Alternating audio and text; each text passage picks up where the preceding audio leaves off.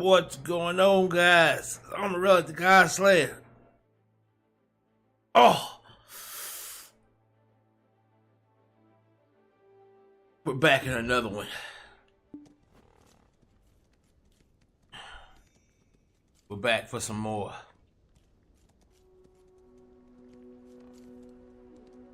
Today we're gonna be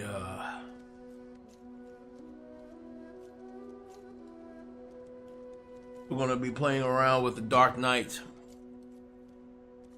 My undisputed, I guess you could call her my undisputed main.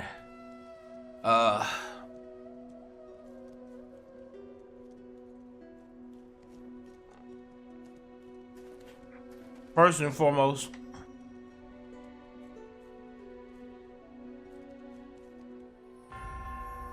I'll say that she's probably the one character that I have put the most time in when it came to creating her.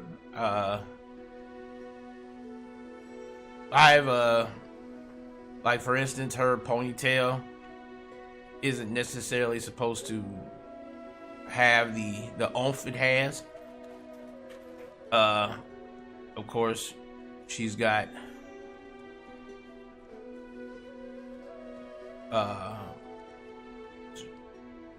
sexy hoop earrings with the nose piercing and the lip piercing as well.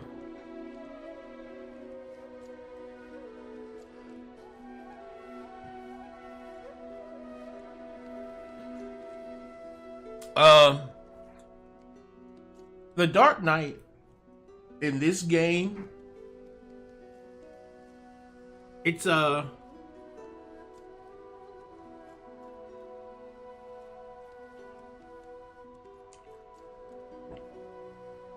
don't know if you could call her. I wouldn't call her a tank. I would call her more of a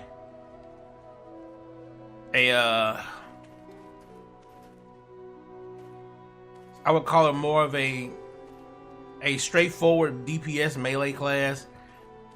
However, her awakening, which still uses a great sword, but it also has a split dual sword variant within that. So like where she has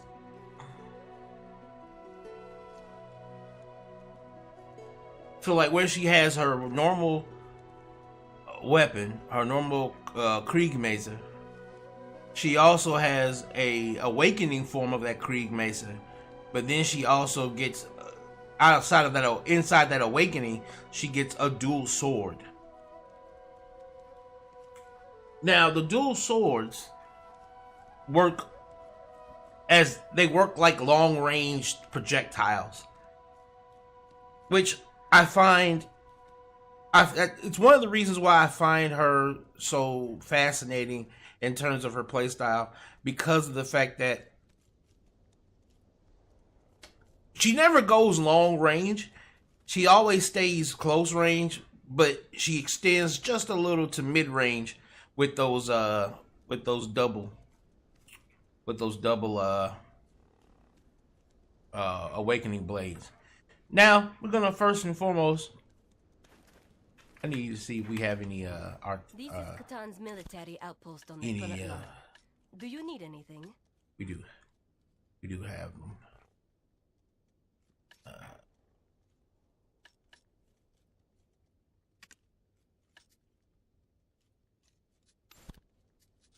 I'm gonna buy 10 of these. There we go. All right.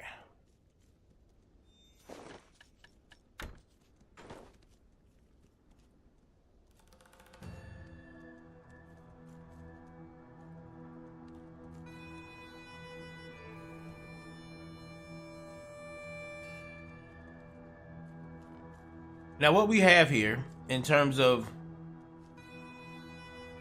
mechanics, if she has any special mechanics, it's one of her things called Imperious Command, but we'll get into that later.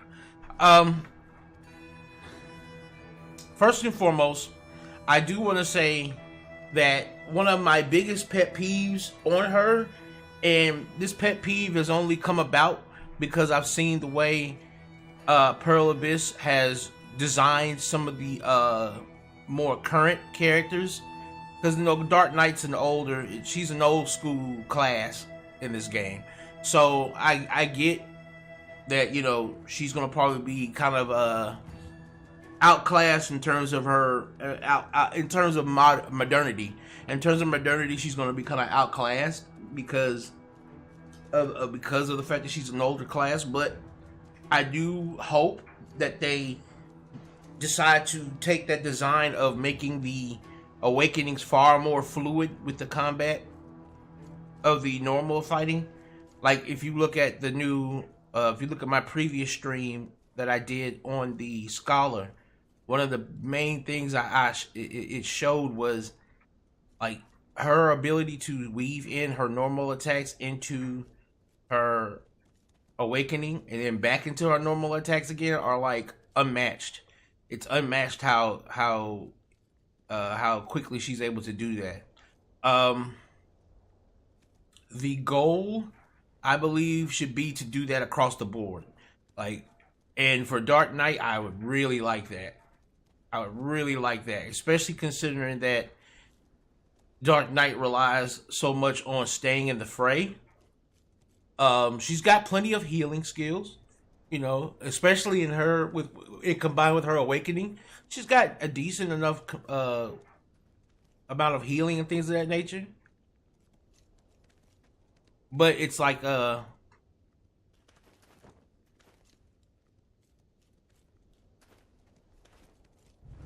it's just one of those things where I think it can only help to benefit her if she has that. And of course, with her awakening, which is again another Kriegsmazer,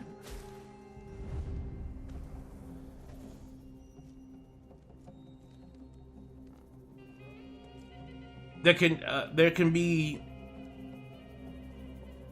I believe they've shown that they can do more. That's what I'm saying. They've shown they can do more with the awakenings, and I would like them to go at least go back to some of the older classes and try to do more with them.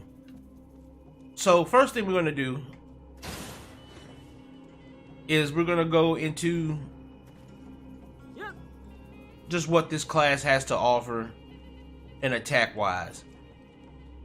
One of the things I will say is that you must, if you want to have a clean version of this class, if you want to have a clean fighting version of this class, you want to have some kind of attack speed going on.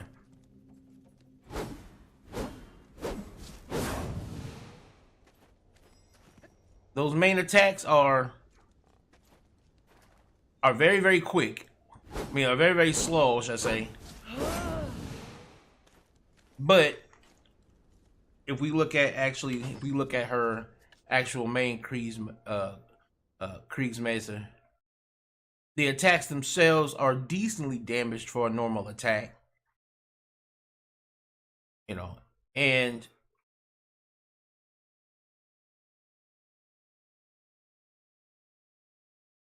And they have a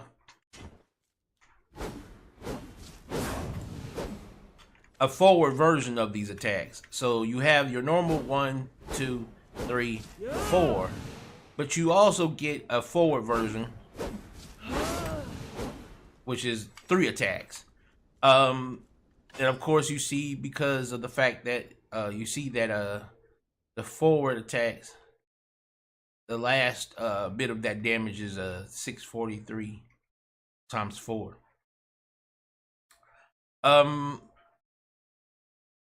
She doesn't necessarily, unlike most melee classes, she doesn't have a problem with lots of accuracy loss. So that's one of the cool things about her being a melee class, is that you don't have to worry about accuracy. There's other classes in which you do that are melee, and so it's nice that she doesn't have to worry about accuracy like that.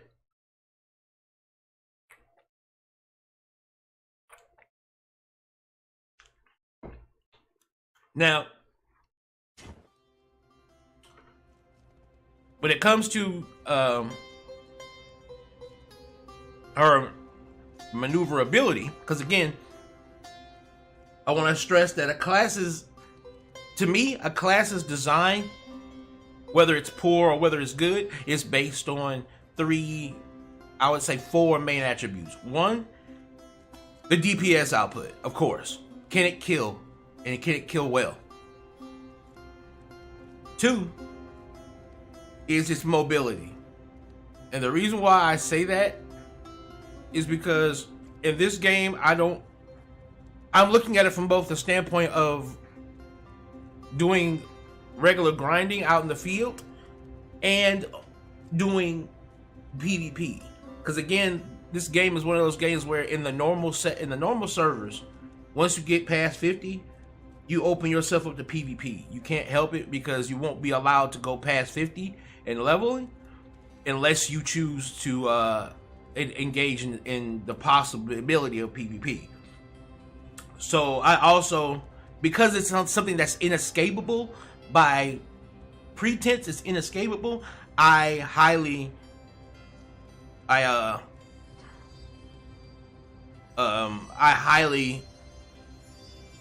place a high value on its capabilities in PvP. And one of the big things in PvP that's very, very, very important is the ability to have lots of mobility. And the reason why is because PvP in this game will won't last very long at all. Like PvP in this game is very short. Like look at my health at 56 is only 2100. But there's moves in these move lists that can do thousands of damage in multiple instances very, very quickly. So death happens very, very, very, very fast.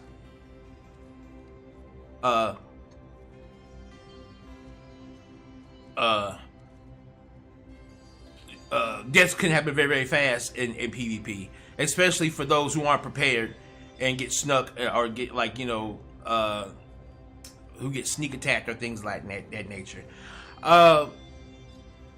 So the ability to be able to get out of damage, because a lot of moves in this game have like things where even though the animation's gone off, the damage is still being done. Like there's still damage being thrown out even though the animation of the attack is over. So being able to get out of damage zones is very important. And that's both PvP and PvE. Getting out of damage zones is very important. A lot easier in PvE though. But that's what makes the mobility of a character mean a lot to me. So DPS, mobility, and please excuse if you hear any noises in the background, that's my dryer. DPS, mobility, like that right there. So if you hear that back there, that's my dryer having a good old time. But DPS and mobility, the ability to capitalize on CC. If there's enough CC in the class to where it can rotate its CCs in and out, because again, CC is also because of the amount of damage output that these classes can do to each other. Usually, your PvP combat is usually it usually depends upon the person who CCs first. And the way it works is, if, let's say for instance, if you CC, let's say I CC you in the fight, you usually tend to get one ability that will allow you to escape CC, and it's your little V button. It's this button right here. That will allow you to escape any form of CC, and you won't be able to use that button again for another 4 minutes, as you can see. Every class has it, right? Every class has it. And it's the one move that you're gonna want to bait out in PvP. So a class that has the ability to what's the word I'm looking for? Cycle in and out multiple CCs can bait that ability out, get it out of the way, and then pop another CC. Because by if you can get a knockdown, that's almost 2.5 seconds of CC that the person, because the person has to literally go through the animation of getting up off the ground, and during that time you can pump out enough damage to kill them. So that's why it's like it's very CC dependent in terms of who wins the fight, because the person who drops the CC, who puts the CC in first and successfully gets it off, is usually the one that will win. There's certain times that you can like barely get out of something even though you've been CC'd, but like knockdowns, classes with a lot of knockdowns tend to be the most prevalent, or classes with the most mobility, because those two things are what kind of those two things are the kind of things that kind of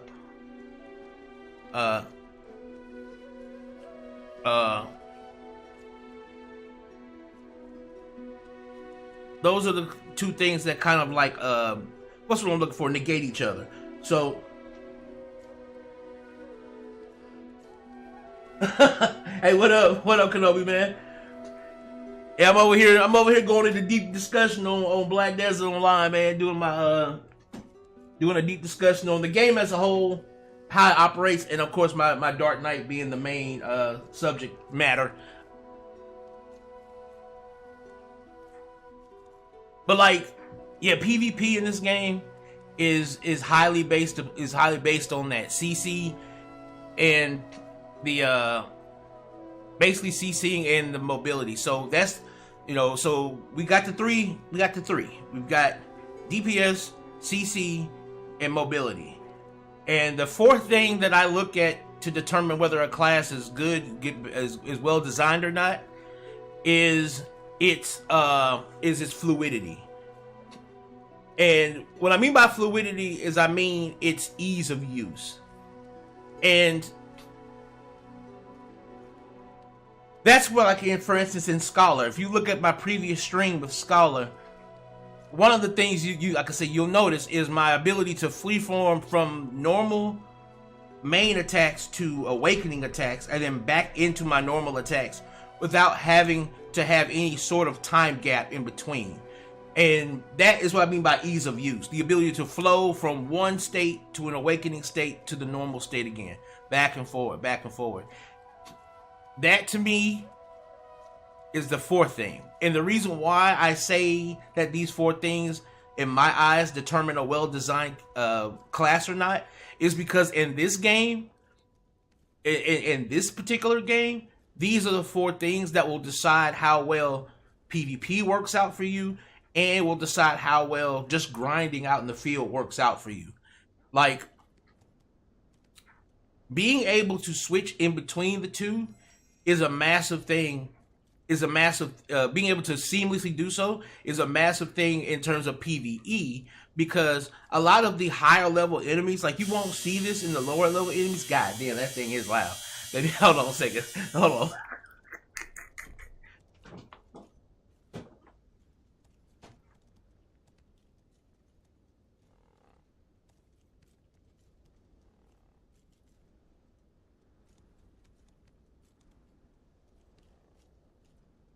All right.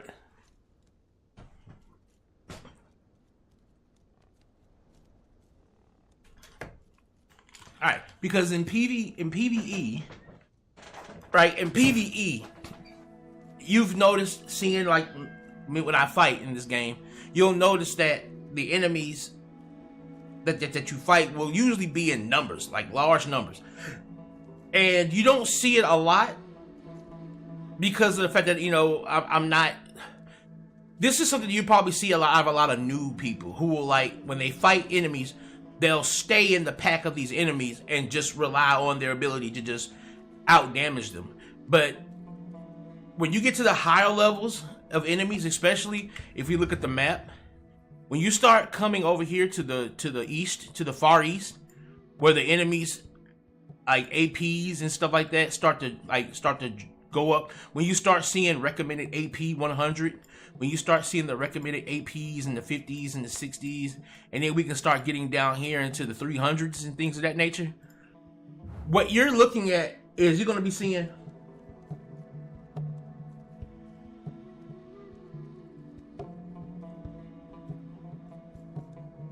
Oh yeah, you mean cicadas? Yeah, yeah, cicada. Yeah, that's why I was like, let me turn that shit off. I just turned it off.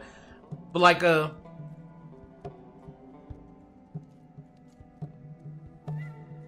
you'll notice that when you look at some of the higher level enemies, a lot of them, for one, are immune to your CC. Like, for instance, the Minotaurs are immune to knockdowns and things of that nature. So you can't knock them down.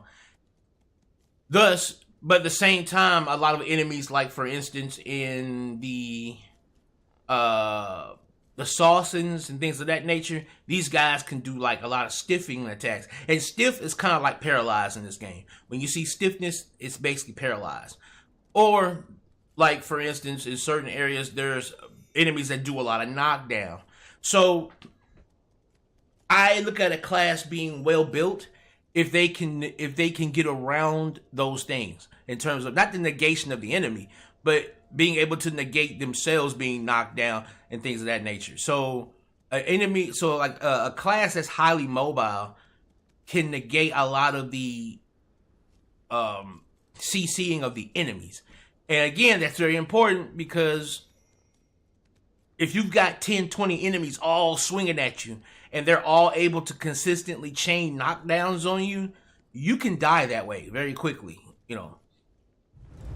So it's one of those things that I look at. I look at it from both sides of the fence because in this game, in this particular style of game, it's very important. You know, knockdowns and being able to be mobile is very, very important. Now for the Dark Knight, she has this. She has a suitable amount: a forward dodge, a side dodge, a double side dodge. She has a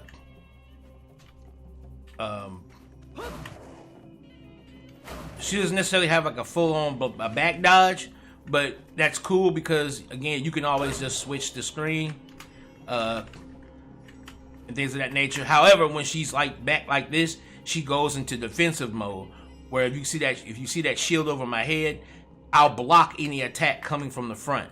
So she does have like a rear defensive mode. That's nice. She also has moves that allow her to cover ground, of course, like, and I love that move allows her to be able to cover ground, because it is definitely needed, especially in PvP. That move is definitely important in terms of like catching an enemy that's trying to run. You know, like if an enemy decides, you know, let's say a player realizes, like, let's say for instance I do a move that knocks the player down like this. That move knocks a player down. Let's say I do that and then the player decides to do their V move that gets them out, and they end up trying to like move further back that way, right? I can wait until they come out of that V move. When they come out of that ball of light, I can instantly close the distance and put them back on the ground again. Because that move, if we can look at the tab on that move floats on hits. And what float means is it knocks you down. That's what float means. It knocks you into the air and you fall on your ass. And you get put in a knockdown state. You know. So we wanna be able to have the ability to do that. You know. So being able to bait it out with this move, let them get out of that first knockdown and then bait with a second knockdown is something that I like. And if we're getting hit, we can get out of things, you know. But again, her actual attack pattern is slow. So what we need to do is we need to focus on getting speed on this character. So attack speed is always a big priority for a Dark Knight. Now, if we want to look at each of those four things in isolation, her DPS. Dark Knight's DPS is probably one of the better of all the melees.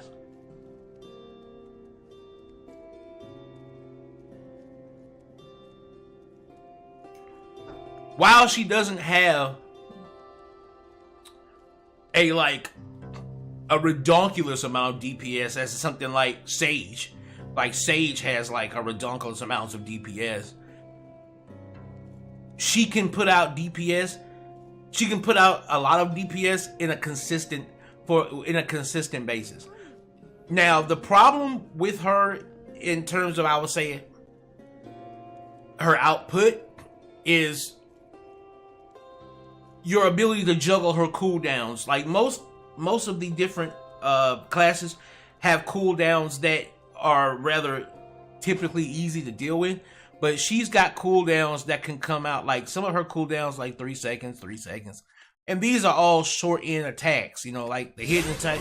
These are all close up short end attacks, or like, you know, of course, like a veiled dagger, things like that, which is all this is all one continuous move, to be quite honest. Like, hidden strike isn't the stab. It's that hilt hit you see, the hilt hit. That's what you're seeing. When you see that, the unveiled dagger, hidden strike is both of those moves together. You see what I mean? So that's not too big of a deal. But then when you got certain moves like airstrike is only 7 seconds. Her continuation is only 7 seconds. You know, it's only 7 seconds. But then you start getting into some of your more, what is it at? Like Kama Sylvia Slash. And this move right here is the reason why we look at this move as being important, and we look at, like, for instance, the time is like 10 seconds, is because if you look, it says recovery MP per hit. You know, that is important because that MP, which again, if we take our little mouse cursor here, it's that blue bar right there, and that blue bar allows us to do these moves. You see where it says required MP on a lot of these moves. That's literally our action bar, I guess you could say. If we were looking at this from like an RPG, this is like our action bar. Once we run out of this, our ability to do attacks is like highly limited. So we need to find moves that have, like, you know, decent cooldowns that also regenerate that stuff. Like this one here is a 22-second cooldown. Corrupt ground. And it heals us on top of that. It heals us and it gives us back MP. So when we have to look at the difference in between low skill, like low cooldowns, higher cooldowns, we have to try and juggle how to keep our attacks consistent while at the same time generating enough health and MP to stay in the fight and keep that damage coming out. And that's the problem with Dark Knight, I will say, is that with her, you have to play this chess game with your cooldowns, where other classes don't tend to have to do that as much. With her, you definitely need to play chess game with it. And what it does is it creates these pockets in your combat that, while you're not necessarily not doing anything, there's pockets of time in your fighting where you're not putting out DPS, and instead you're preparing for the next round of burst damage that you do.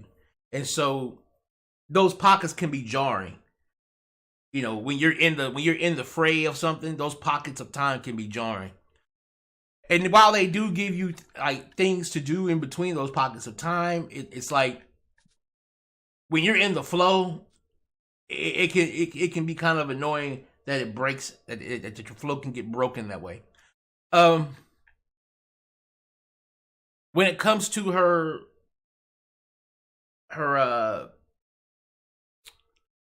mobility, like I said, her mobility it's fine.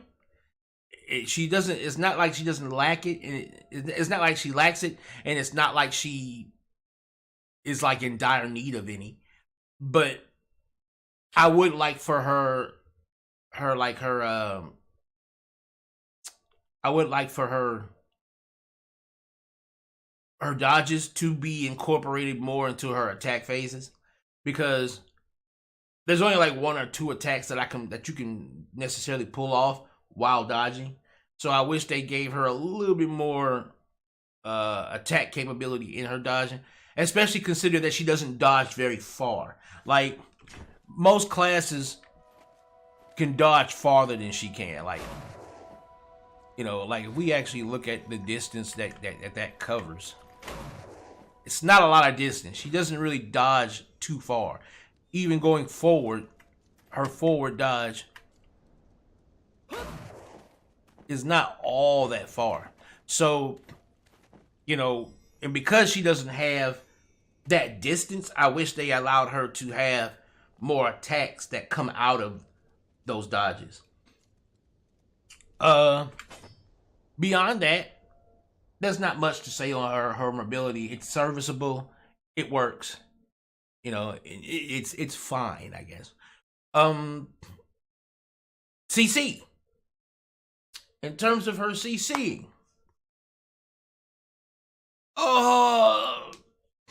she's got some. She's got some. But if we take a look, a lot of her CC,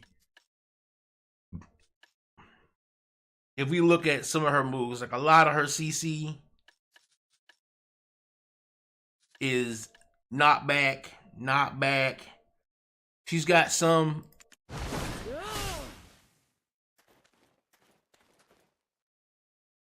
knockdown. She's got some knockdown. Yeah. She's got some classes have the ability to spin the target. Like, that can spin a person. And what spin does is it literally turns them around. So with spinning, she can turn things around, and then you can then apply back attack damage. Spinning isn't really all that, you know, I mean, there's a way you could play around it pretty well, but it doesn't provide the same utility as like a complete knockdown would. Again, Ravage can spin the target as well. Enforcement put stiff, and if you saw how he stuck for a split second there, that's like a 1.5 second type of thing. But then you can go into a knockdown again, which is far better. A knockdown is far better than just stiffing, which is good. This knocks down as well. This move, again, it only stuns. And as you can see, the stun is pretty quick. It's not too long.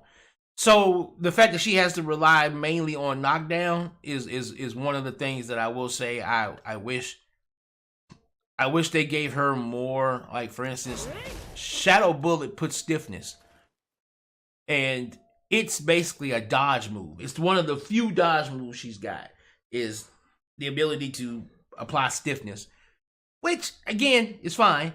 I would say this is good for an opener if you're being attacked and you need to get into a position to start your combo.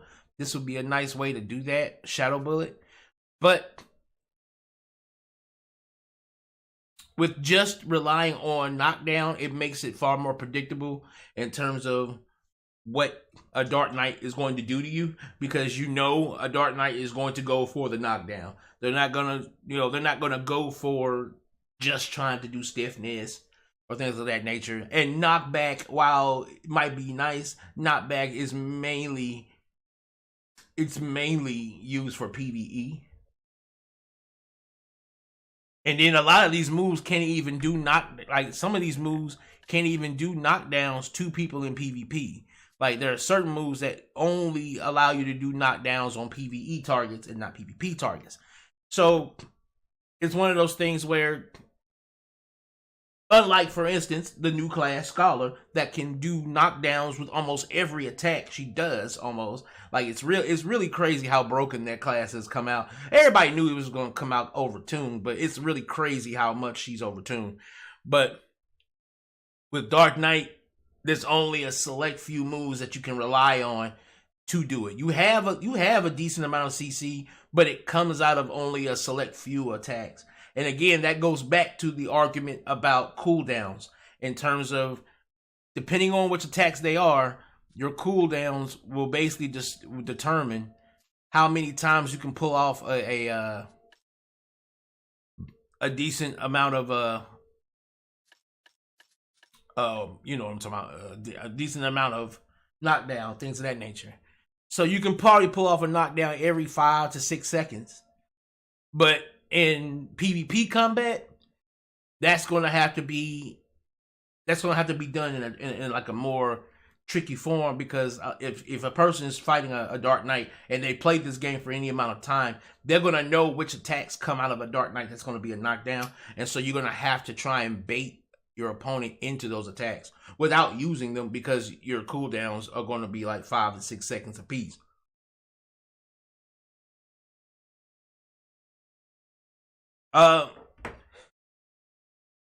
Again, Dark Knight is not a mobile class. It is a melee class with decent mobility. So because of that, whenever you do go into attack phases, you are going to be planted in a particular space. You won't be attacking from all kinds of directions. Like, again, certain classes like Megu and things of that nature that can literally dodge around the room endlessly while attacking. Or like even better, Archer. Archer can literally be dodging around the room and be attacking the entire time. Whereas with Dark Knight, your movement, your mobility is going to be completely separate from your damage phases. Because of this, I would say if you're a beginner Dark Knight and you're not too comfortable with utilizing your ability to do guards and counters, because she does have counters, you might want to start building your Dark Knight with evasion first, just so that you can have enemies miss you more often, so that you can kind of maintain some of that survivability. Or I will say, make sure that you have your healing attacks always ready. Always try to keep those at the end of your combos. So whatever combo you might set up for yourself, make sure that the one that the attack that heals you is at the end of that combo, because you're going to take damage. There's no way to escape damage in this game. You will not be able to 100% mitigate taking damage. So when you run into a pack of enemies and you start your combo phase, the entire time while you're hitting them, they're going to be hitting you. And so what's going to happen is you might have like a 4-hit combo with this Dark Knight, right? Let's say you have like a 4-move combo that you do. You might do the first hit. You might do the first the first hit of the combo, second hit of the combo. By this point, you're probably at like maybe 2/3 health. You're not really in critical at all, but you are losing health. That third hit of the combo, now you're kind of like at half health, right? You're going to want that 4th hit of the combo to be a healer, some kind of healing move. That way, when the healing move hits, you can get all that HP back to full health, and you can reset to another combo or extend to another combo, and we can replay that over and over again so that you don't end up in a situation to where you're at low health and having to pop potions, because if you're at a point to where you're having to pop potions, you're either playing the class wrong, or what I mean by playing the class wrong, I don't mean like you're not going the exact route in terms of attacks. No, I'm not talking about like that. But what I mean by playing the class wrong is you're not utilizing the heals correctly. Or either it's that, or it's the gear deficiency. You're fighting enemies in which your gear is just not fit for those enemies, you know. Because they, like, for instance, the health potions in this game are honestly almost useless. If you're playing properly, you'll never really need to use health potions. If you're playing the game as intended, you'll never have to use health potions, because every class is given some kind of heal, and the heals get better as you level up. But at the same time, as being given those heals, you are also again giving your ability to dodge around and move. Yeah, I saw that they sentenced. Yeah, they sentenced that dude who leaked the GTA stuff to life. It's in a hospital prison though. He's not going to a regular prison. He's going to a hospital prison because apparently he's autistic. Apparently the kid was autistic, and so they're gonna put him in a hospital prison. And according to the judge, he's gonna be in there for life. But if the doctors decide that he's like fit to be released, they'll release him.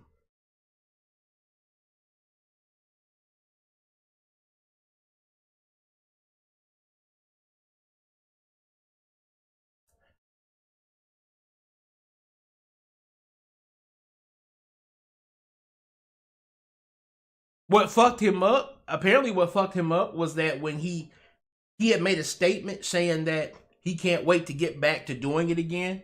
So they took that, and that's kind of like what made them decide to give him life, was the fact that he showed that he was that he was definitely going to start hacking again if they let him go, because he basically said he was going to start hacking again.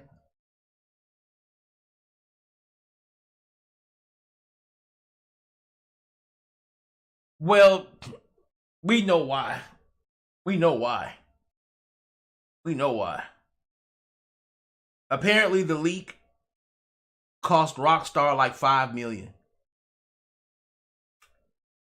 And again, you always go back to the money. Follow the trail back to the money. That's the reason. It's because they want to make an example out of him, that you don't just mess with corporations and nothing happens to you. Like, especially considering the fact that a lot of leaks have been happening. Like, Insomniac got a lot of their games leaked. Not only that, but Insomniac has had like their user information leaked. Capcom had theirs leaked. They look at it as marketing. The millions they spent in marketing has been wasted because somebody leaked information beforehand.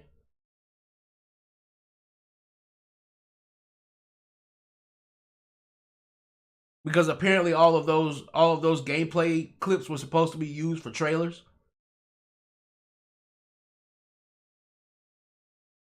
And so the millions in making those clips or producing those trailers, the millions it cost to make the marketing ploys that they were doing.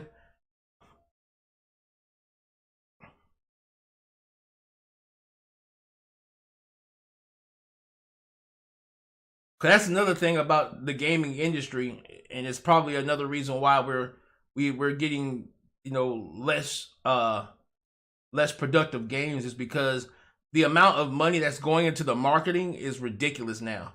Like, the amount of marketing dollars these publishers are spending are like up there. Like, a lot of these publishers are spending hundreds of millions of dollars just to market the game. Just to market the game.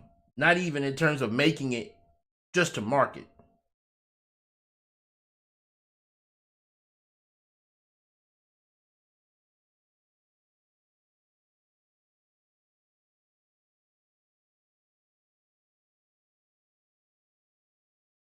I mean, that's what makes Cyberpunk such a good game, is that it tells a story of what the future could realistically look like. We're not there, but it's a future that feels like it could become real. It can legit be real. That's what makes that game pretty special.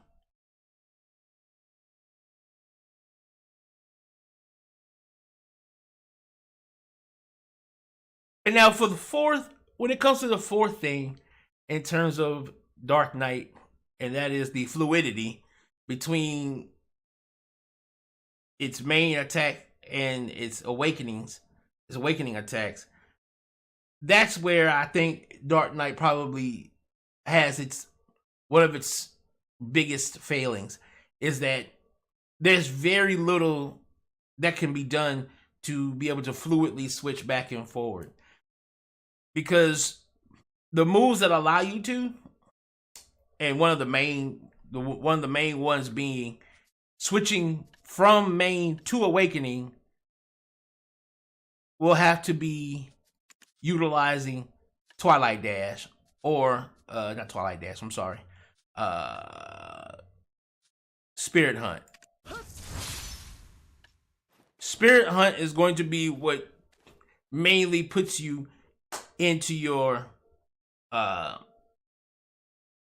awakening phase. Getting back into your main phase does not happen inside of any of these combos. You have to literally use a move from the main attack phase, from your main ability, Wheel of Fortune. Wheel of Fortune will take you back into your normal main attack, main move list, back into your normal attacks. So you have to weave in literally an entire move in order to go back. And this move isn't even a part of the combo in the end. It's merely just to get you back into where you were. So like, for instance, I have my macro set up for a combo. It's set up for a combo because this move here is a down attack move. It is a move that I want to use on the opponent when they're knocked down. What we got here?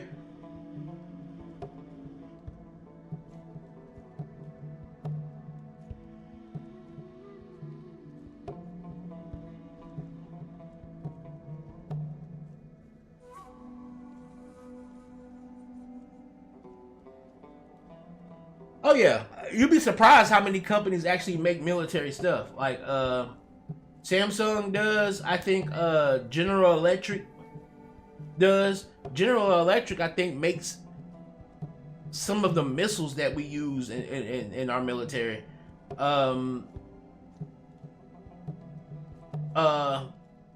There's a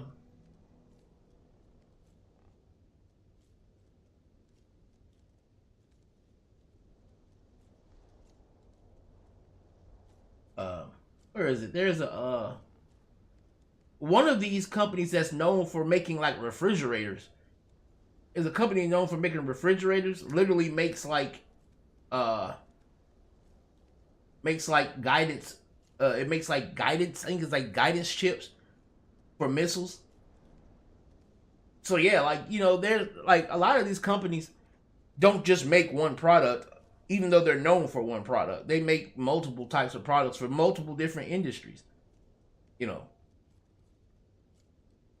So yeah, it's a thing where a corporation may start specializing in one thing, but as they gain money, they branch out into creating more things, which allows them to take control of more of the consumer market, you know. And the consumer market is what powers everything.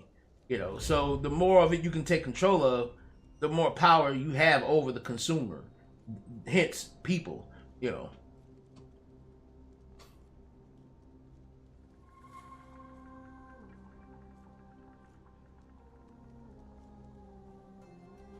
And so like when it comes to Dark Knights being able to switch in and out, if I wanted to do my combo properly, I would have to start off doing my first 2 hits. Then I would have to immediately dodge out and then come back in. I would have to dodge out. Let me go back. After doing my 2 hits, I would have to dodge out of the combat, dodge back into the combat, do that move to knock them back down, and then do this move in order to get my down attack. So I have to do like extra steps in order to properly flow into my next, into my my awakening. And now that I've done that, I don't want to stay into this awakening for real, because now I'm in. I could probably do that, get out of there, but then I need to go back into my normal attacks. There's no way I can do this, because again, I stay in this unless I choose to dodge. And that's the only way I can get out of it. You know.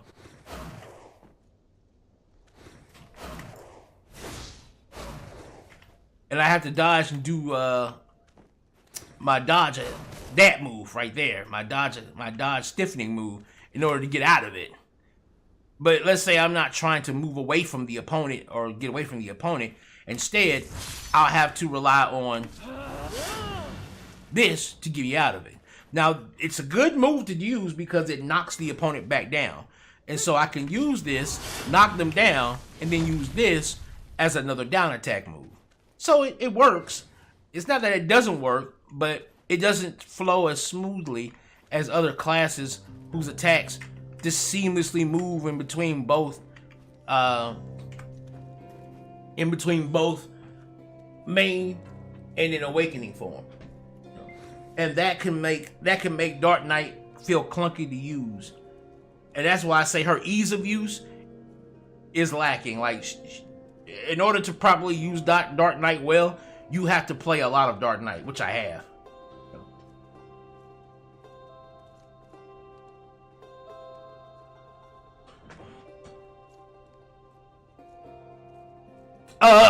Two, for when it comes to PvE, when it comes to PvE enemies, I don't think there is one. For PvP, it's 2. After 2, they start to get they get CC protection for like, I think it's like 5 seconds. So you can only chain together 2 cooldowns on not 2 cooldowns for knockdown on any one PvP player within like a 5 to 10 second time limit, I believe. I think it's 5 seconds. So when it comes to Dark Knight, you have to bait that second one. You have to bait it. Because with Dark Knight, she's only got like maybe 2 or 3 knockdowns in between her main and awakening phase. And because she's an older character, like I said, it's a lot easier for people to predict which moves that she's going to use. So you have to like bait that knockdown out, because people have that being able to get out of that first one is a guarantee. You know that the person can use their V key, hit their V key, and just escape once they're knocked down that first time. But you need to bait that second. You need to bait that out so that you can effectively use your second CC. Because again, once you get that second CC off, you've practically won the fight. You know. Yeah, I've gotten Nova to 56, and I've gotten her.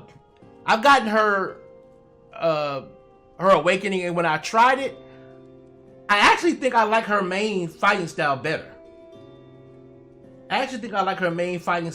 Because it for me it gives her a lot more options in terms of her survivability. While she does get super fast in her awakening, when she uses her little fencing form in her awakening, it's actually very fast. So I guess you could say she makes up with her. Now for PvE, I would say her awakening is best for PvP, and I would say her normal attack phasing with her normal shield and mace is better for PvE, which is weird because you would think her shield form would be better for PvP because of its defensive capabilities, but she gets way more AoE for Pete, in her original form. She gets way more access to it. So like with her, I find her to be fun to play because of how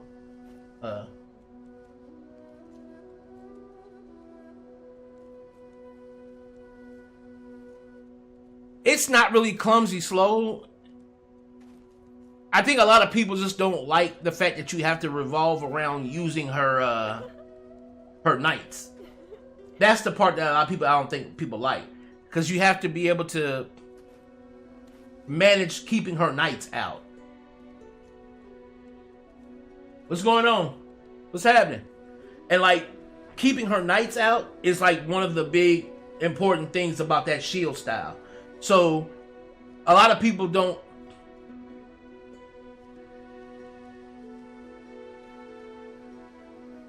And that's what I was going into with the Dark Knight, and why I think that her ability to switch in between is lacking. Because if you notice, a lot of the newer classes are being given the ability to seamlessly go in and out of their awakenings far more fluidly and without extra effort, as in like other classes will need to, like, in order to do an attack phase that will lead you from your main into your awakening and then back into your main, you would need to do like 3 extra abilities in order to do that. Whereas, like, for instance, the Scholar, when I was streaming the Scholar the other day, I was like, wow, this class can literally seamlessly go from, and all she has to do is hold it.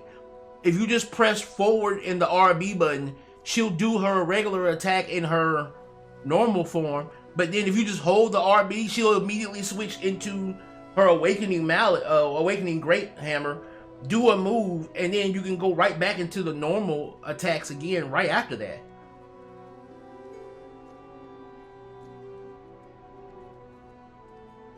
So I really hope that they take that design.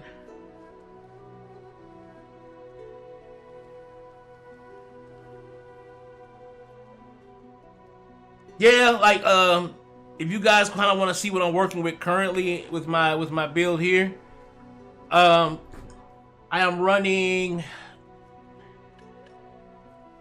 Tet Griffin's helmet, Pen Red Nose armor, Tet Uragon's shoes, Bags gloves at Tet. I have a Tri-Zarka weapon. I have a Tet Dandelion awakening weapon. I'm using my Narhelion ornament knot right now at the moment.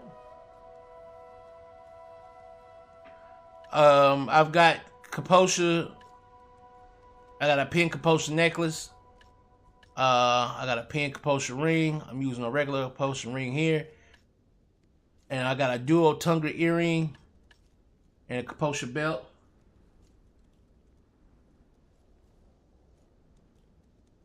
I heard there was free Tet Blackstar. I don't know where that came from. I heard it.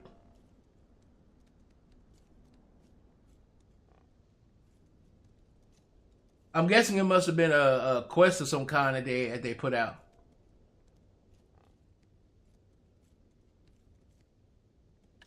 I'll probably more than likely do that on my striker. No, I'm not on season. This is my main character. This is not on season.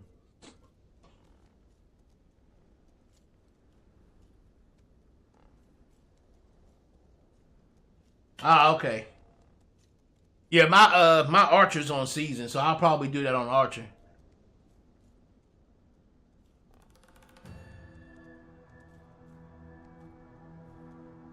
Yeah, I'll probably get my Archer to 61, and then I'll get that. And I'll probably put that on my Striker, since my Striker is my secondary. That's my secondary class.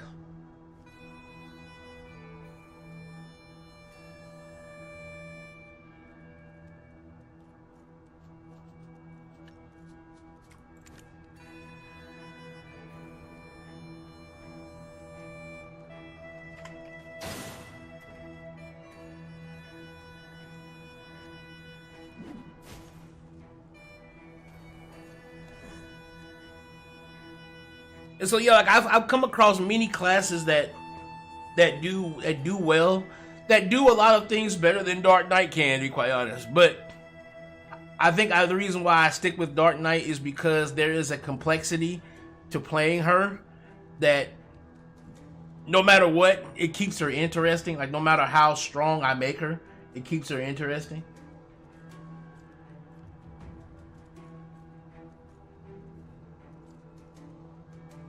Oh yeah, I believe that. I believe that. The economy in this game is, I mean, even though this game showers you with money, the economy in this game is serious. It's seriously overflated. Like, if you look at it from a standpoint of it's all just digital stuff, it's seriously overflated. But you know, at the same time, the game does shower you with money.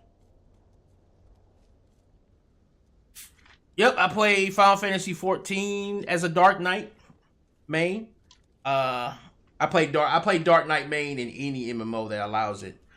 In this game, of course, Dark Knight's a female, but I usually play as male. But I play Dark Knight in Final Fantasy, and that's basically a tank. In Final Fantasy 14, I play, well, the MMOs I play.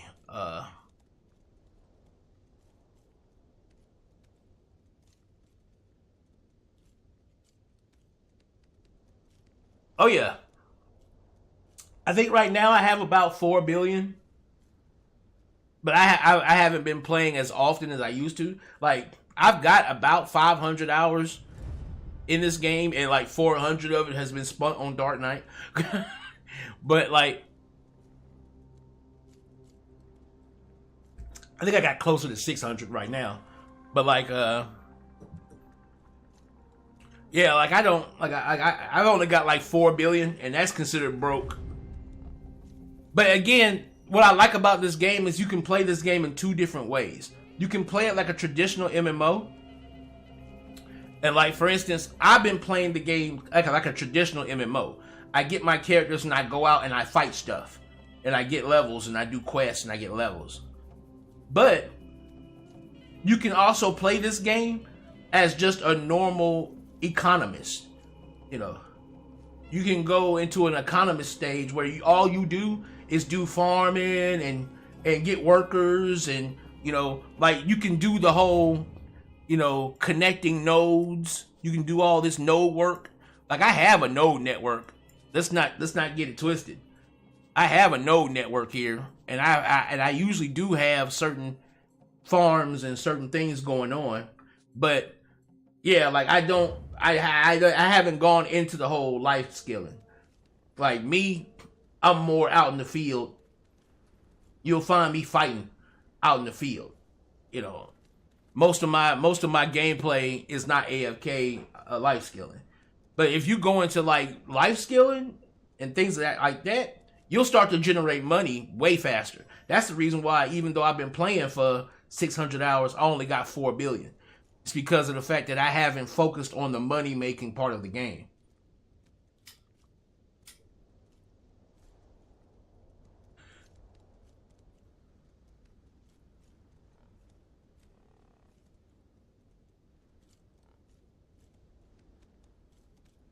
Yeah, like 99% of my time is out there in the field fighting. It's one of the reasons why I know so much about the classes in terms of combat wise.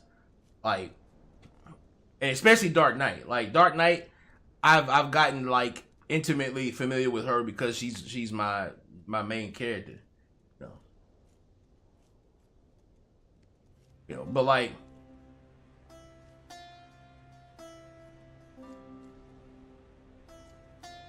there are better characters to grind with than the Dark Knight, but I choose her because of the fact that she feels at most at home for me whenever I'm grinding.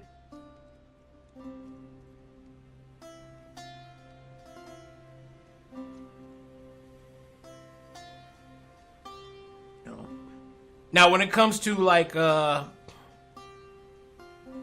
Knight in PvP, again, Dark Knight has to be played methodically, somewhat like she does in PvE. Like in PvE, you can't necessarily. One thing I like about Dark Knight is that you can't necessarily button mash with her and get through things. you have to kind of know what you want to do, and it's even more apparent in PvP because of the fact that, again, a lot of her success is going to come around baiting knockdowns and things of that nature. But like, I've always liked a more complex fighting style. Like with the Scholar, you can almost go brain dead with her. You can go brain dead and play with the Scholar and do well. You know, because like she's just got so much. She's got so much. She's got nearly the mobility of an archer with having the raw damage of like a sage. It's ridiculous.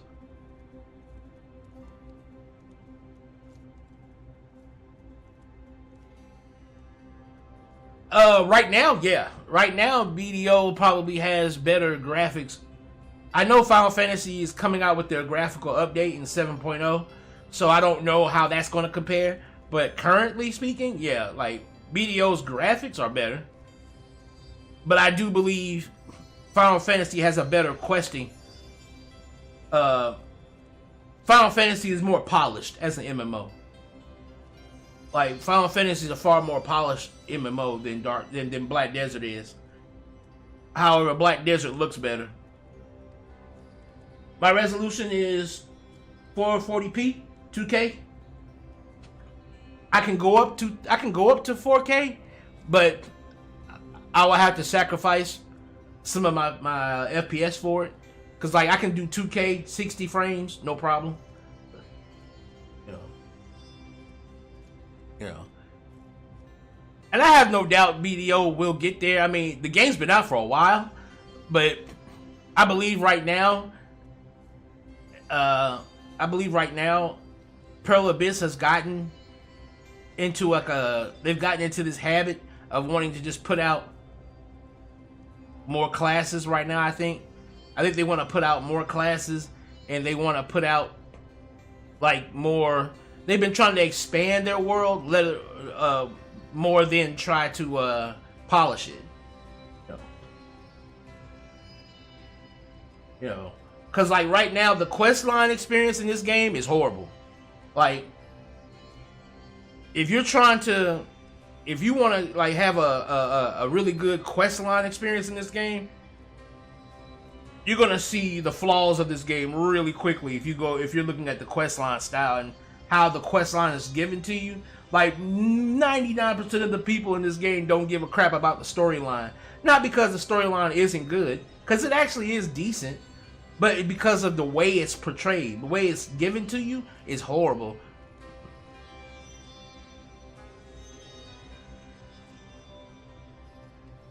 You know.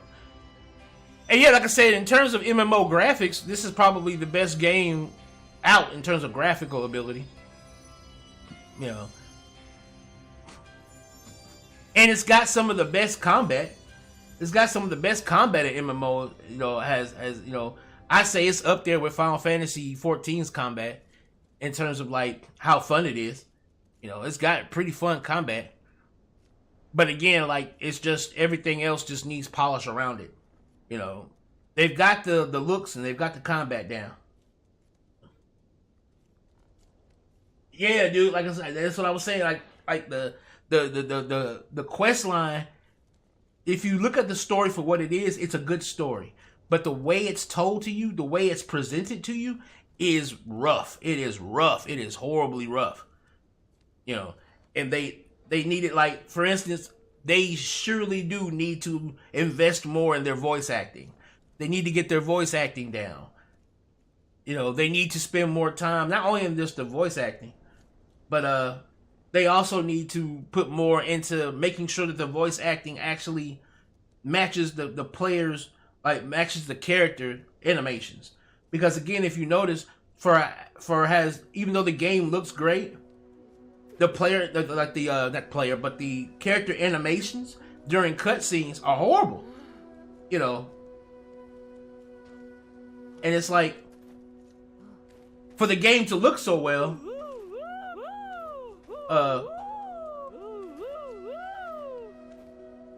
for the game to look so well and still have like really poor and to still have really poor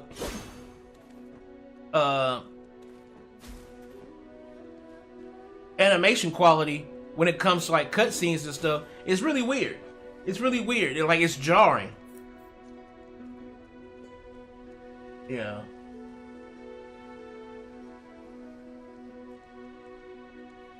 And I'm not sure. Maybe it's because Pearl Abyss can't afford to hire better voice actors, but then again, it's like the amount of money they make in the Pearl shop, you would think they would be able to, you know. Especially considering that most of the gear in this game does not look good on its own. You have to like buy skins if you want to look good in this game in any way, you know.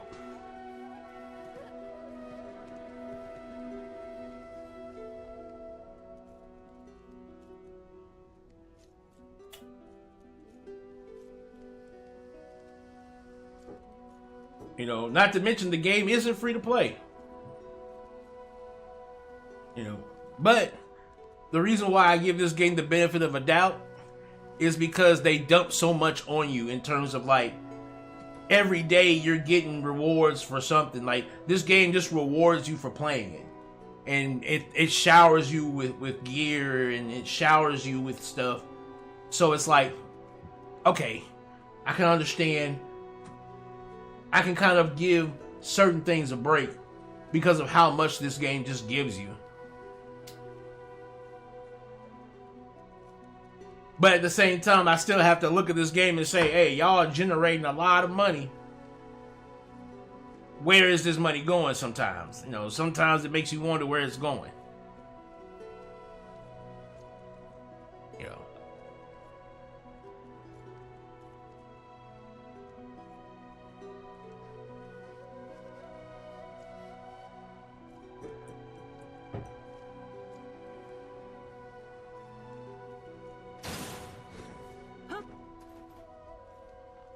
But yeah, like Dark Knight is something that I say if you're looking for a class that's gonna constantly keep you engaged in its complexity, it's definitely one that I would recommend. But if you're looking for something that you can kind of like just turn your brain off and just grind mindlessly for hours, you might want to pick a different class because Dark Knight is going to require more from you, especially when it comes to trying to keep your attack phases seamless and things of that nature. Is going to require more from you. But the payoff is nice because again, Dark Knight is one of the hardest hitting in terms of its melee, in terms of being a melee class. So it's up there still, you know. But it's one of those high risk, high rewards type of classes, you know.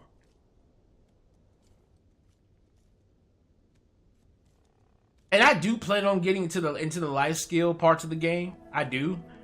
But what I'm trying to do first is I'm trying to get all of my classes capable of like boss farming.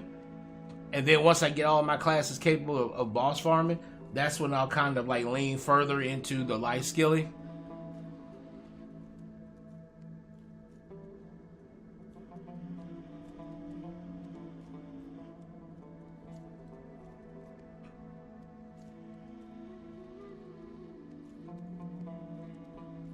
And then of course there's always Succession. You can always go Succession. Like I haven't even completed the Succession on her because I refuse to let go of my Awakening. But if you wanted to hit even harder with Dark Knight, again, and this is where the hard hitting part gets even better, is you can go Succession with her and you can get even harder. You can make her normal attack phases hit even harder. So it's like, you know, there's options outside of just trying to juggle her main and Awakening. You can actually just go straight main Succession and hit hard as hell with her. But I find once you've spent 56 levels playing with one fighting style, I just find it boring to continue to play through with that same fighting style when you're given a chance to have two fighting styles instead of one. You know.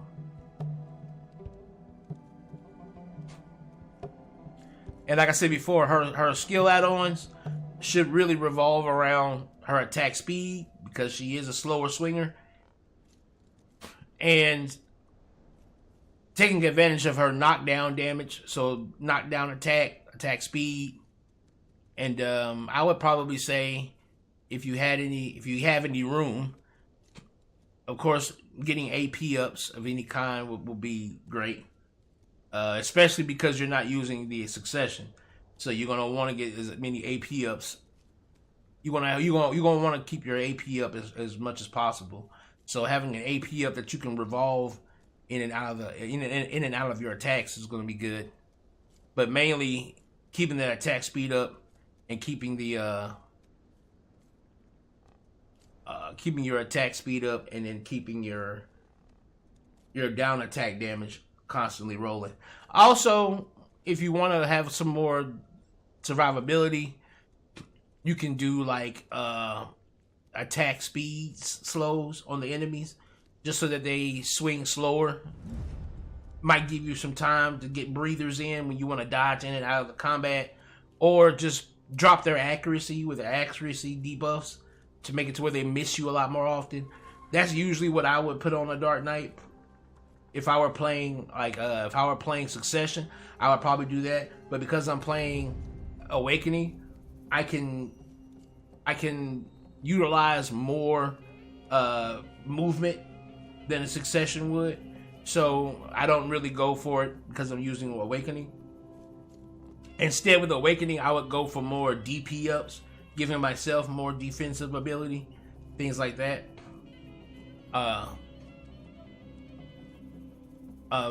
DP up or more DP down for the enemy so that I can hit them harder. So it's one of those things where keeping your damage up and trying to drop their defensive ability so that you can exponentially grow your damage is probably one of the best ways to play the Awakening Dark Knight, because of the fact that you're going to be sacrificing a lot of your big hard hitting stuff because you're not using Succession.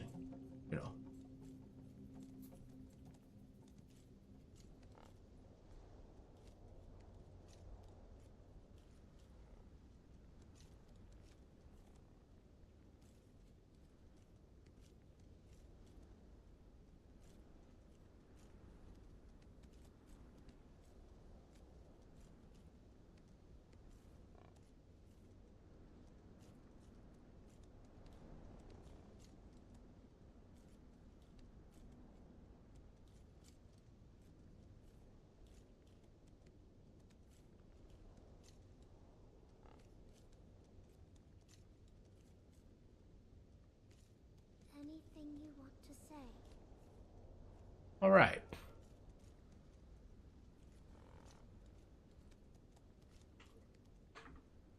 So let's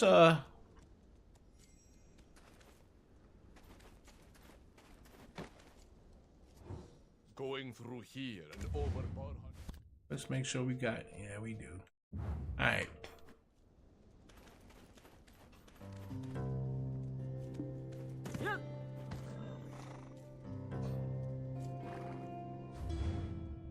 Let's take a look at. Do we have our skill add-ons? Yeah, we got skill add-ons here. Okay. And basically what I'm gonna try to do is I'm gonna try to tweak this around in terms of like what skill add-ons feel the best.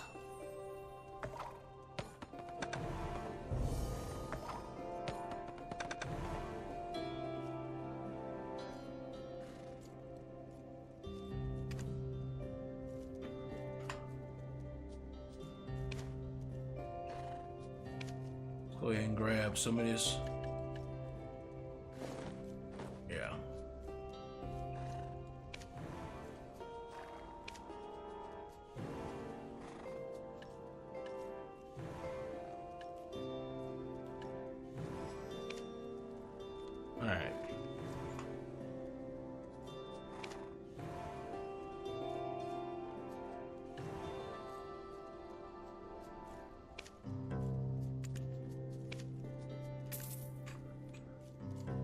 All right. Oh.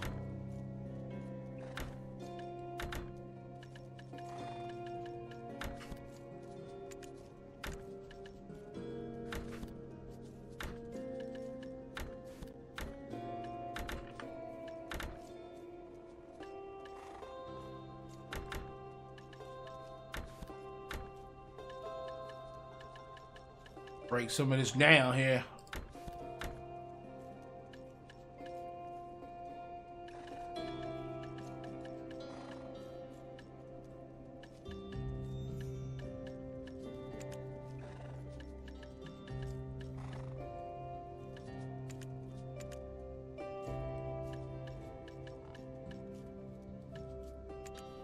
All right.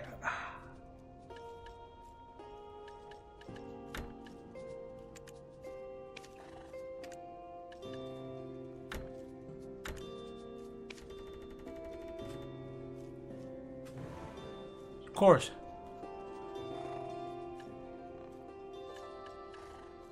All right. I think we're good.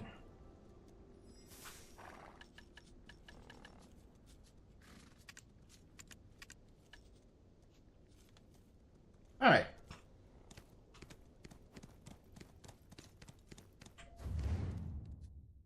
Let's head over to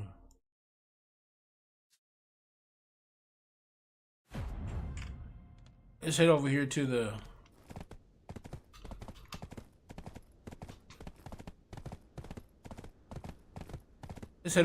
the Centurions real quick. Popular grind spot. We're gonna go over here.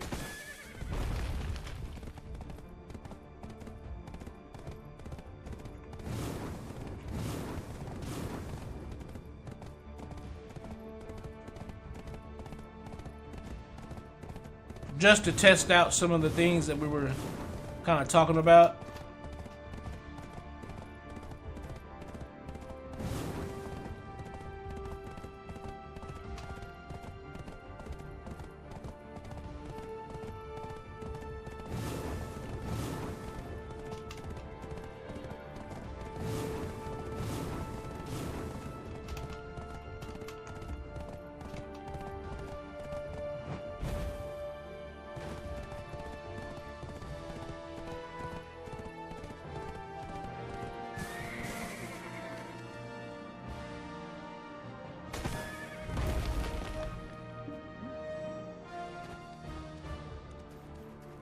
All right.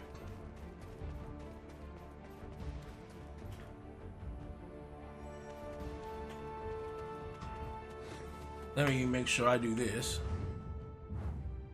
Ooh. Go back.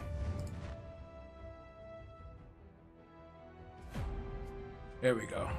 That way, no matter where I go, it'll lead me back to my horse. All right.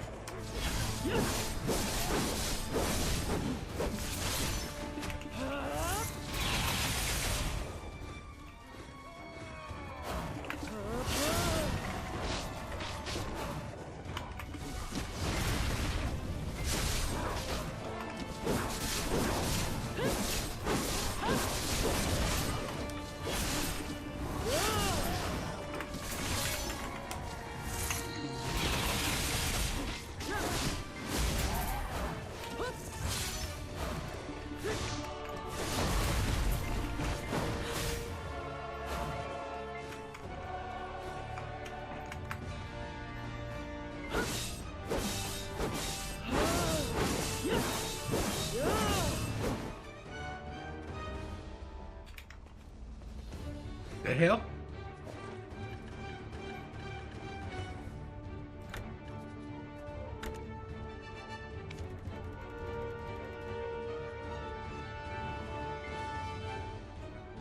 Okay, whatever. All right, let's keep going.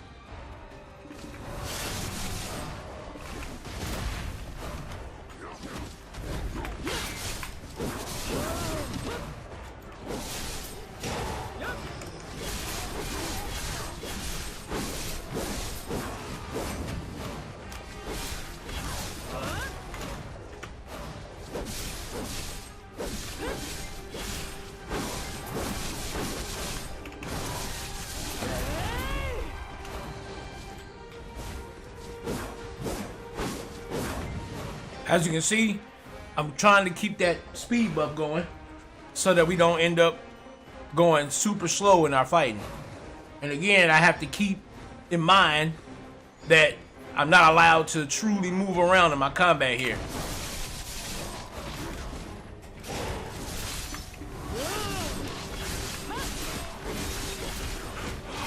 Ooh!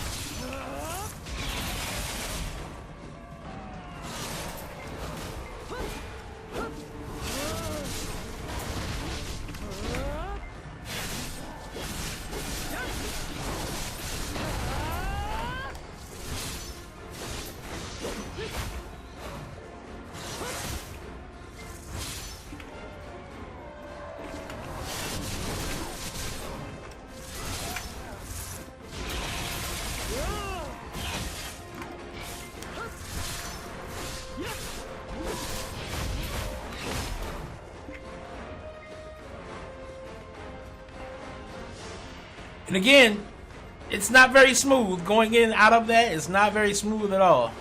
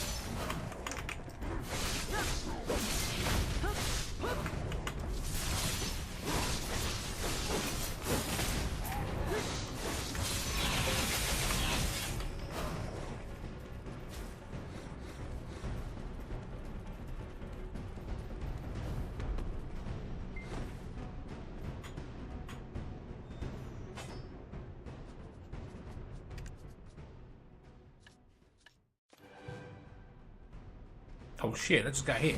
Oh. Yeah.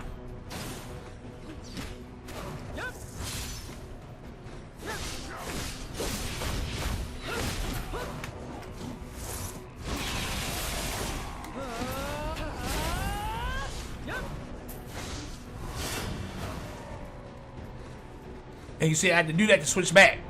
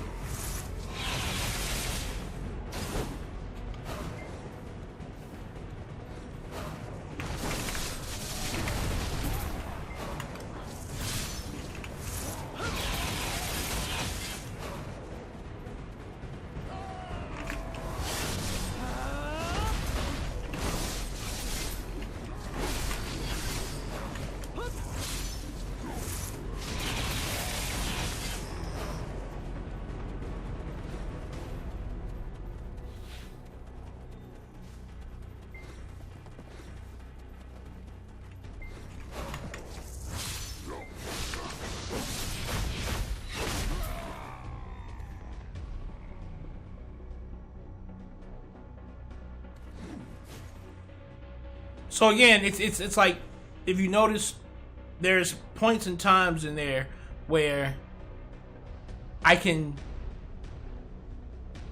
switch in and out, but if you notice, I'm having to manually do it.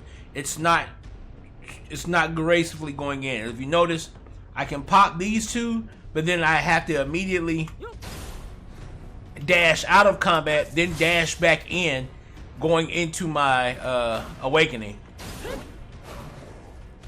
Let's try it again. Like here, I can start it off, dash out, dash back in.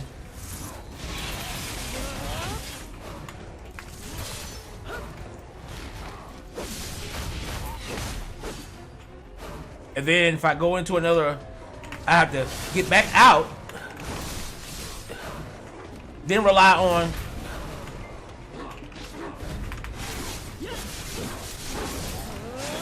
and now I'm back to normal attack phases until I have my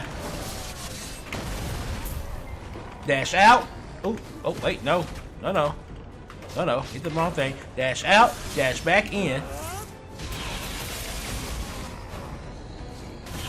Get out whatever attacks I can here.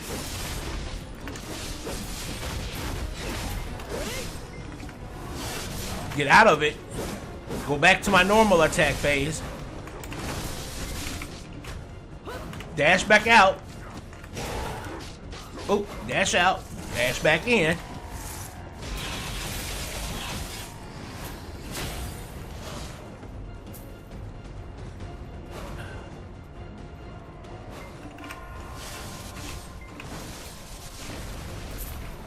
Dash out.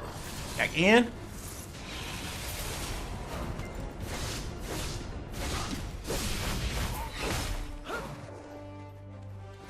As you can see, I have to manually do that. I can't just freeform into it.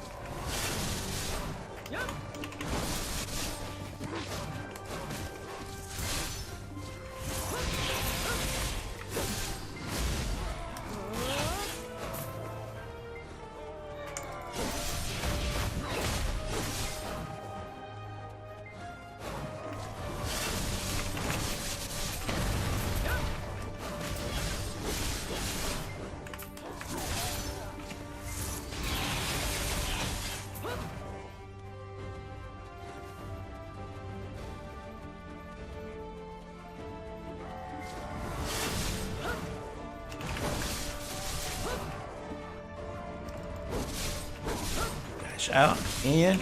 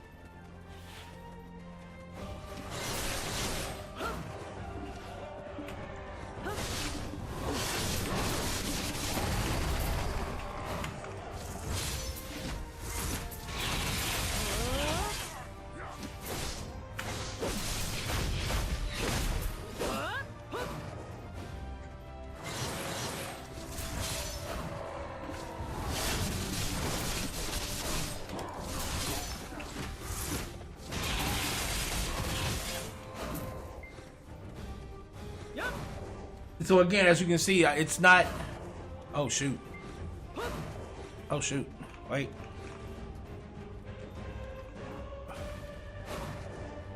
It's not a very,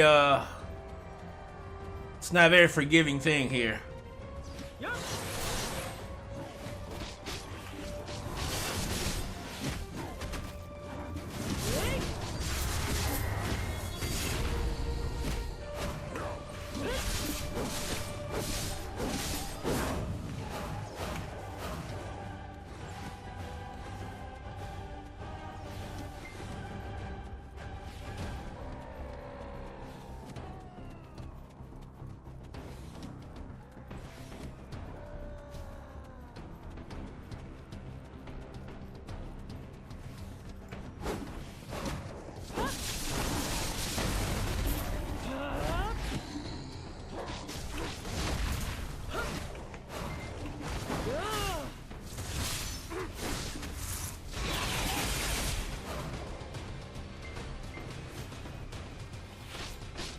Ow, ow.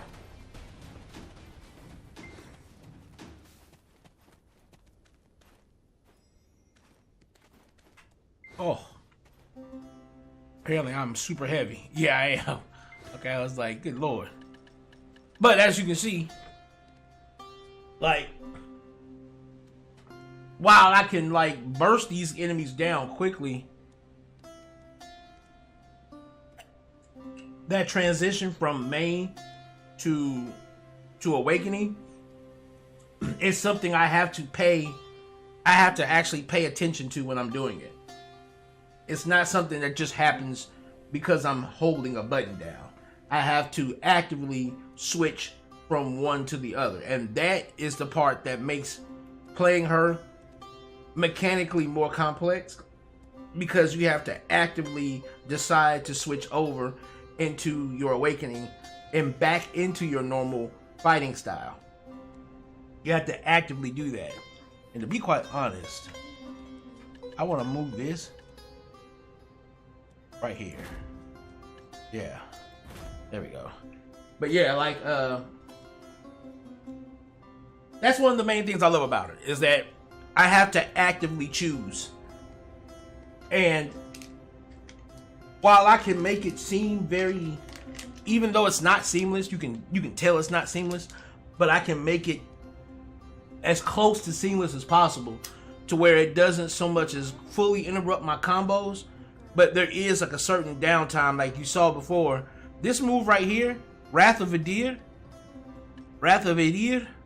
this move has a 30-second cooldown.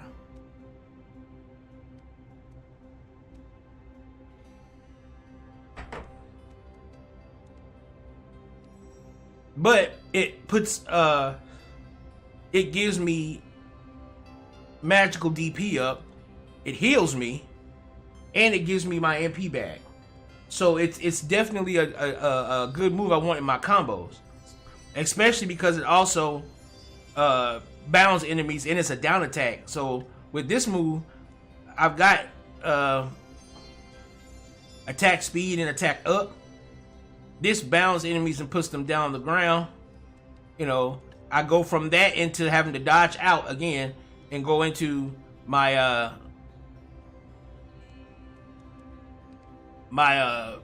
awakening. Then I do Cluster of Despair. Once I've knocked down the enemy again, I go into my Cluster of Despair. And then right after Cluster of Despair, which is a down attack move, I switch back into my normal stance using Wheel of Fortune. Then I pop my Corrupted Ground to get some healing back, just in case I lost some healing in between this move and this move. So the initial hit here, I'm getting some healing back, and then here I'm getting some healing back. I use this to kind of reposition myself and to debuff the enemy for some seconds. And the reason why I do it here is because usually at this point, I'm ready to either hit one of these two supers, depending on whether I'm in my awakening or whether I'm in, this is if I'm in my awakening, this is if I'm not. And then I just repeat that process over again. And of course, a lot of the other moves that she has, I use as fillers. It's not like I'm hitting these buttons in this order all the time. But what's happening is I'll hit this button into this button, then I might do some attacks, then I'll go out, get into my awakening, hit this button, do some attacks in my awakening, then when I'm done doing attacks in my awakening, I hit this button, put myself back into my normal stance, then I'll do some attacks in my normal stance, and if I need healing, I can immediately hit this button.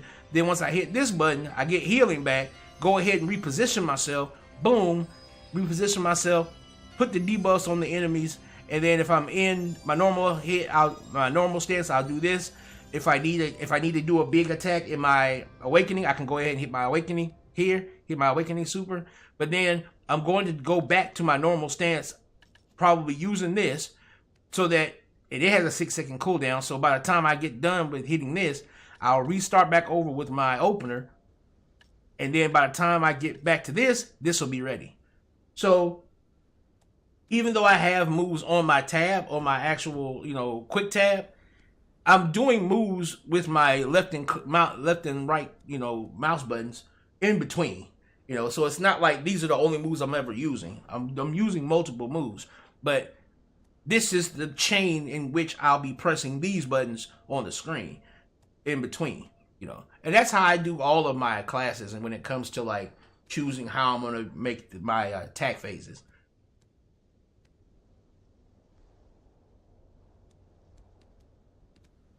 But again, there's that gap in between here.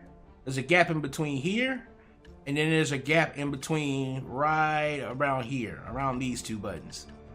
And that gap I have to fill with attacks that don't necessarily switch and meld well. And so with Dark Knight, that's where her ability to move around or her mobility comes into play, because I can move out of the combat and then reposition myself so that those gaps aren't so detrimental.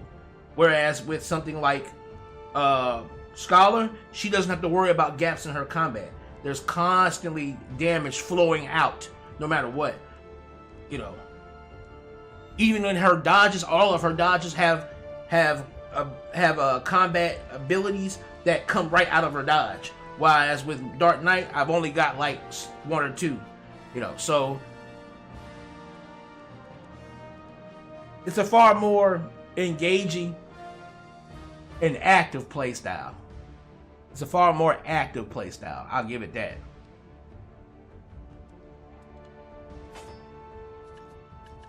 And it's nice that I have some absolutes to grab here. I'm glad I get some I got some absolutes to grab. It's very good, very nice. I like it.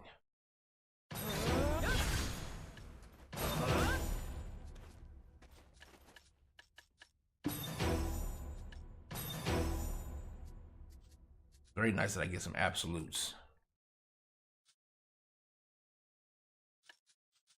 And I think I probably get some awakening. Yeah. So I get a double backflip on that. That's nice.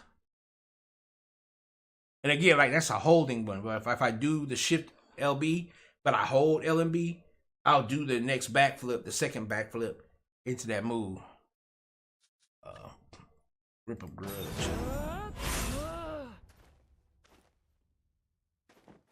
That could actually be a good extender as well. And what does that do? That recovers HP. Yes, that is going to be very, very good.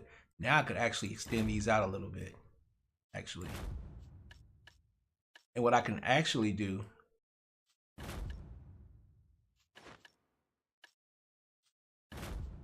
is extend this combo out right there. I can actually extend that combo out. So I can actually extend out how long I stay in my awakening. After hitting this, I can pull this off.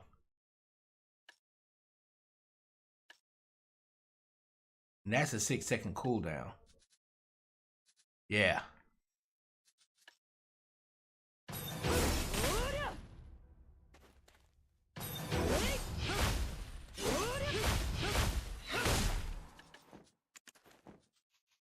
What do we got here?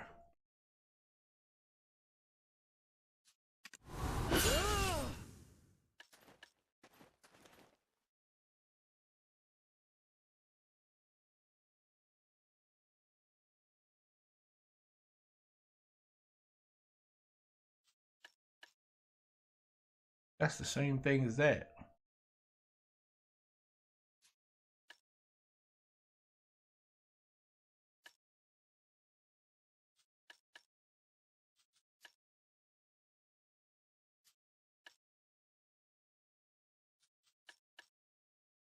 Oh, but okay, it's the same thing as this, but while this gives me an accuracy +8, this gives me accuracy +15, and I have a 100% chance to crit with this. What's this?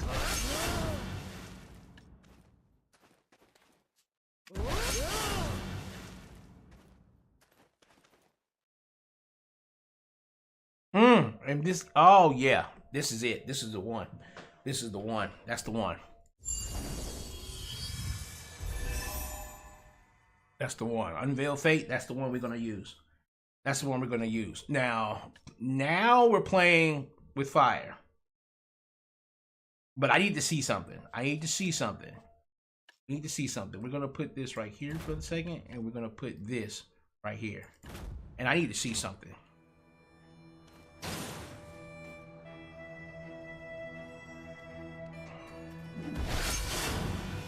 Yes. Yes, we can. Yes, we can. We can go back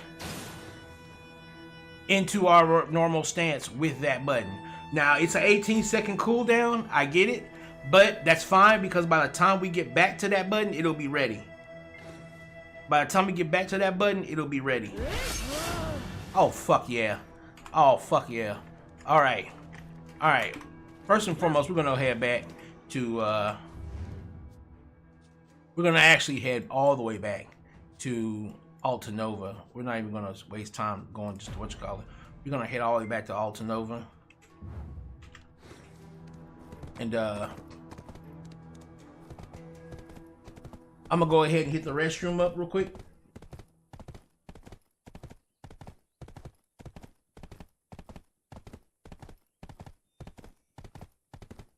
I didn't get to see the upcoming PvP changes they were doing. I heard about them, but I haven't got to see them in terms of like the actual patch notes yet. I was actually gonna plan on looking at that today. I'm not exactly sure if I'm gonna. I might make a video about it later. Or I actually could probably look them up while we're on stream. That's what I'll do. I'll look them up while we're on stream. Give me a second to use the bathroom, and then when we get back, I'll look them up and we'll talk about those.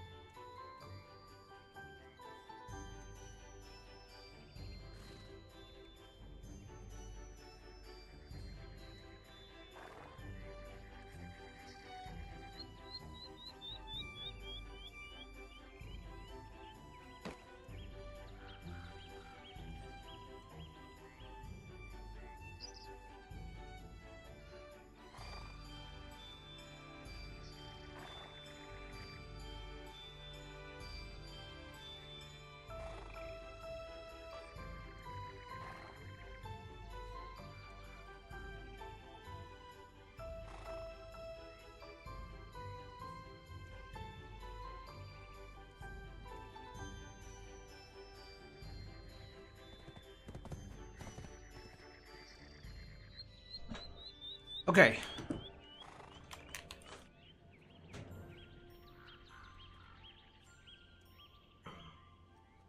Oh wait, are they okay? Are they taking away the CC entirely?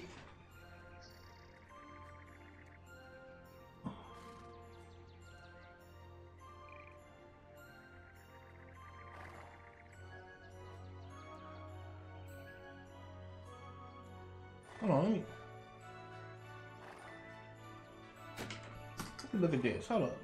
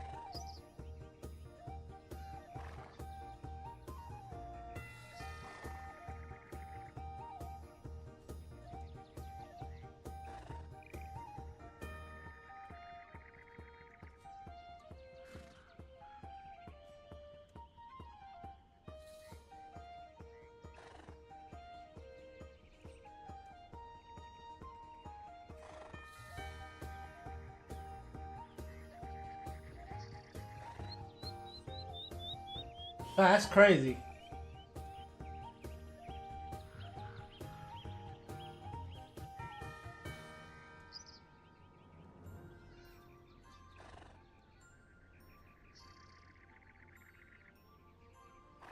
That's crazy.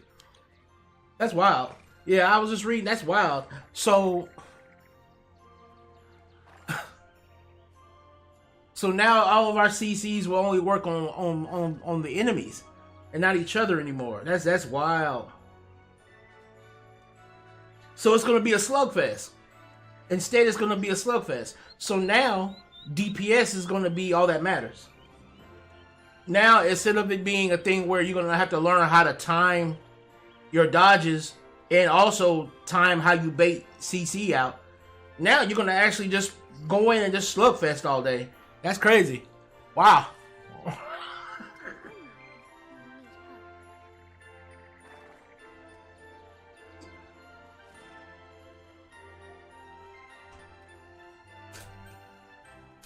Wow.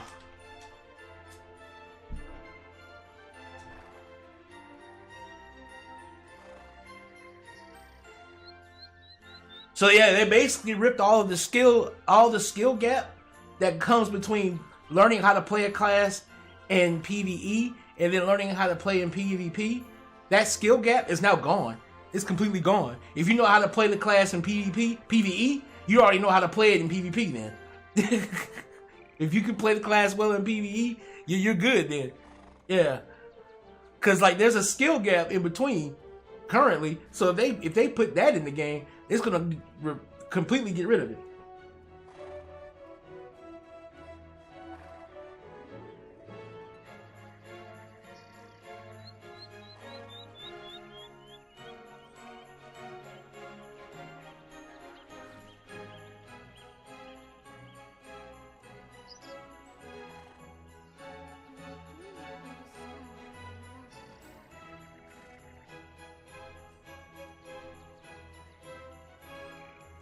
Well, Nova's awakening, because it's so fast, and it's got constant movement in it. That's what made it very good for PvP. Is the fact that, because in this game you have to manually aim your attacks around. There's no real lock on in the game. So because of that, any class that had high mobility was automatically a decent class for PvP. Because the opponent had to actually keep track of you during the fight. And because she's got such good mobility in her awakening, she became better for PvP. While her normal main weapon, shield and mace, was better for PvE because of the AoE she was given. So it's gonna probably keep her meta for PvP, simply because they're not nerfing the ability to move around. The CC part being, because she was never needed in TCC, is, I guess you could say, it's cool.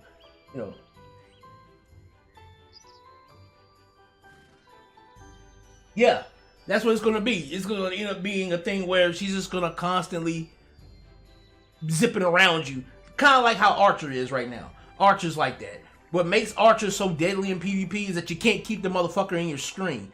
He's constantly bouncing around the screen, out your screen, to the left of you, to the right of you, above you. It's like you can't keep him in your screen, and he can kill you that way. So Nova's going to end up being a melee version of that. Basically a melee version of an Archer.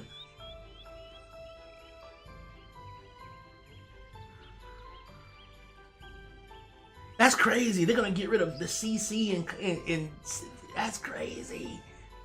Wow. Wow. That is gonna make some classes fucking ridiculous. That's gonna make, Striker is going to be rough to deal with now. Striker's gonna be rough to PvP with.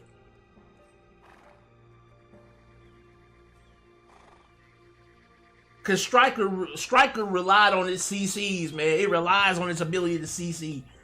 And it's like, oh, that's gonna be rough.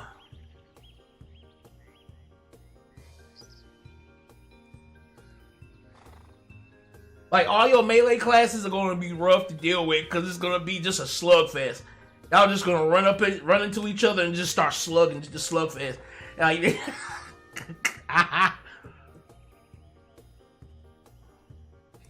That's horrible. That's crazy.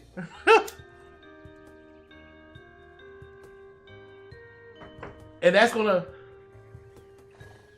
also make casters and long rangers be like, they're gonna instantly become meta. Like the casters and long rangers are gonna instantly become metas.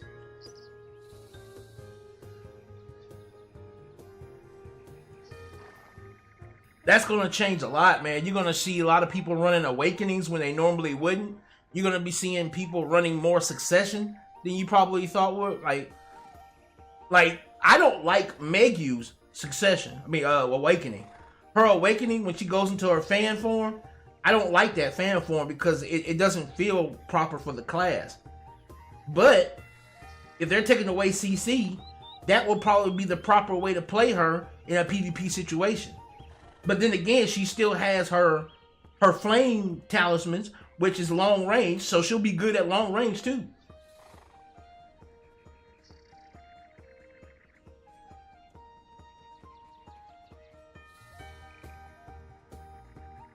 Yeah. And what you're going to see is this. Mark my words, this is what you're going to see. You're going to see all melee start trading themselves for attack speed. They're going to start trading themselves. You're going to see add-ons like this. Attack speed, damage to humans, and you're going to see attack speed, damage to humans, and DP down.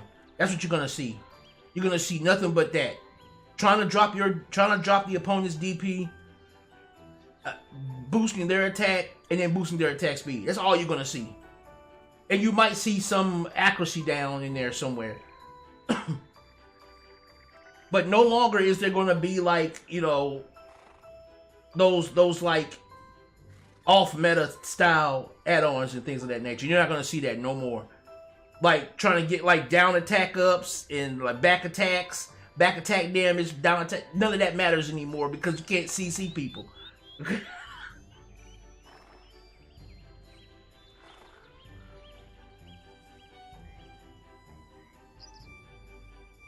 Wow. Now, I mean, I heard that, you know, I mean, the game has obviously been going towards PvE more than PvP for a while now. Like PvP in this game has been dying over a long period of time. But this, yeah, this is gonna straight up just make it to where it's like, eh.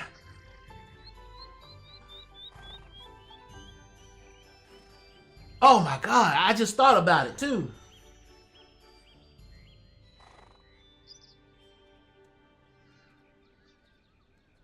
Exactly. But I just thought about this. Classes with super armor are going to be egregiously strong. Because without CC, there's no stunning. And without stunning, there's no way to interrupt attacks. Classes that have super armor, lots of super armor, are going to be, they're going to be obnoxious in PvP. Classes with a lot of super armor and front guard.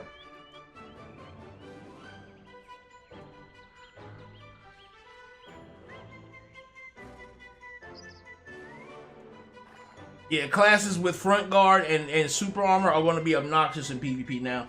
You're only going to see classes like that in PvP at this point.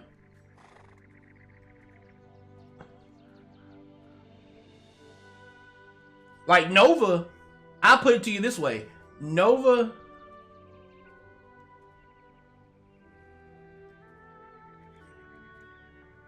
I'll put it this way. Like a class like Nova will probably excel in PvP, even in her normal form, because her shield has an innate blocking mechanic to it. So because of that, she'll actually probably be able to last in that kind of a meta.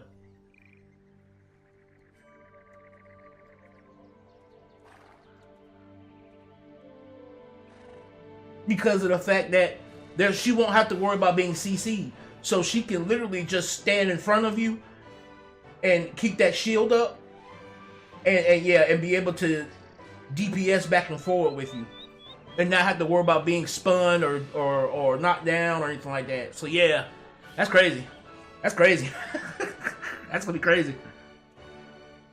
That's actually gonna make me have to rethink about how I do my Dark Knight, because I played my Dark Knight PvP wise based on that CC being a part of the meta fighting style. So I might have to actually readjust my Dark Knight to be a far more mobile killer. Because now at this point, the only way you're going to be able to avoid damage is going to be simply, well, the only way you're going to be able to put out damage is just to go into the fray. So your best defense is going to be constant mobility. You're going to see a lot of stamina boosting. People are going to be putting a lot into their stamina and stuff like that too, as their main defense, so that they can use their dodges a lot more often and things like that. That's crazy.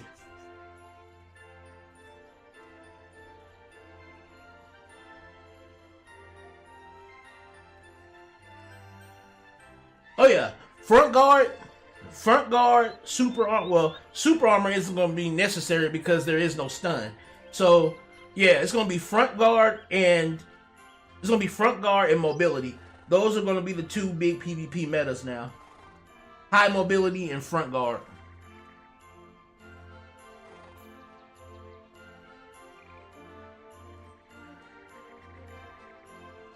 That's crazy. Wow. That's nuts. That is nuts. Oh shoot.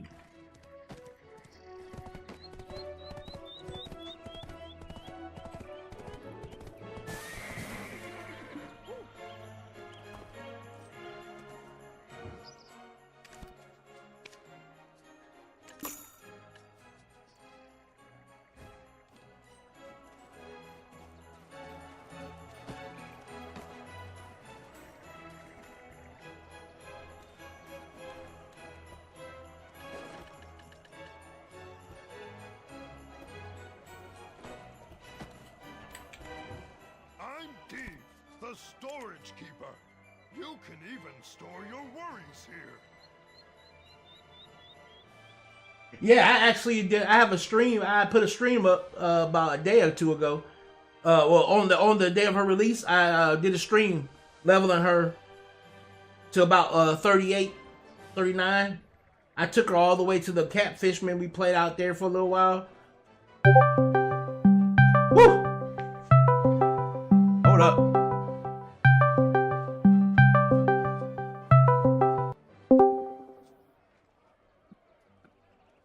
Yo, what up? Hey, what's going on? No much. So he's talking to chat. Huh. Yeah, like I tried Scholar. Again, Scholar's broken. Scholar is utterly broken. What I mean by broken is she's like super overpowered.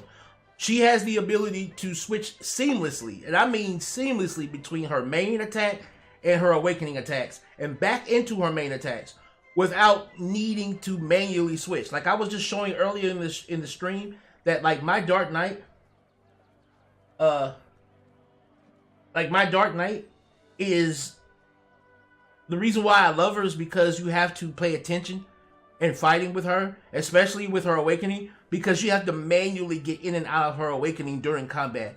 Whereas with, like for instance, with the Scholar, she has a move where you press up and the right mouse button.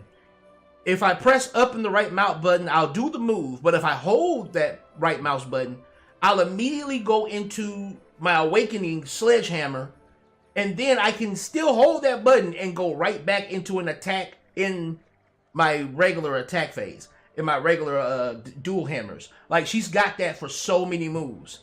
Not only that, but she's got like 4 or 5 different dodges. All of them have attacks that come out of the dodges, so she can keep her DPS flowing even when she's in her dodging phases. She can keep the DPS flowing.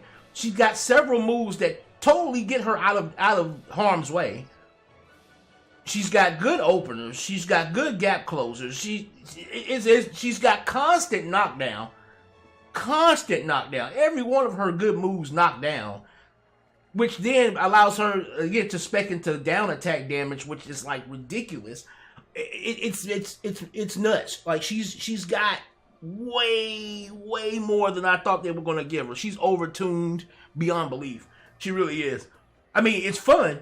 It's fun, no doubt. It is fun, but goddamn, is she broken? like she is broken.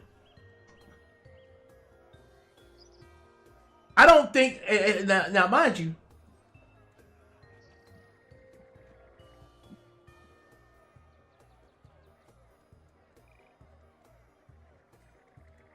Now, mind you, here's the thing. I don't think she's not well designed. She's well designed, but she's overtuned in terms of her damage output. And I think her damage output is overtuned because of how much access she gets to all of her abilities so much. Like, her damage output needs to be brought back down a little bit because she can keep a DPS phase going almost infinitely. And so because of that, I think her damage needs to be brought down a little. But beyond that, I can't really justify any other kind of nerf. You know. But like, for her to be able to just constantly pull out damage no matter what, and then for her to be able to hit as hard as, if not harder than Sage, I think she needs a little bit of a damage nerf. You know. But like I said, she's good. Like I said, that's the stream I did on her. Like, I got her to 56 yesterday. I think it was yesterday, the day before that. I think we did. But like the stream I did on her, I was like, yeah, when I could see it. Like, in just the first 30 levels, I could see it. I was like, this is going to be utterly broken, you know. And I would say, you know, I don't know how good they are at really tweaking. I mean, I've seen that they're pretty on top of doing nerfs when they need to.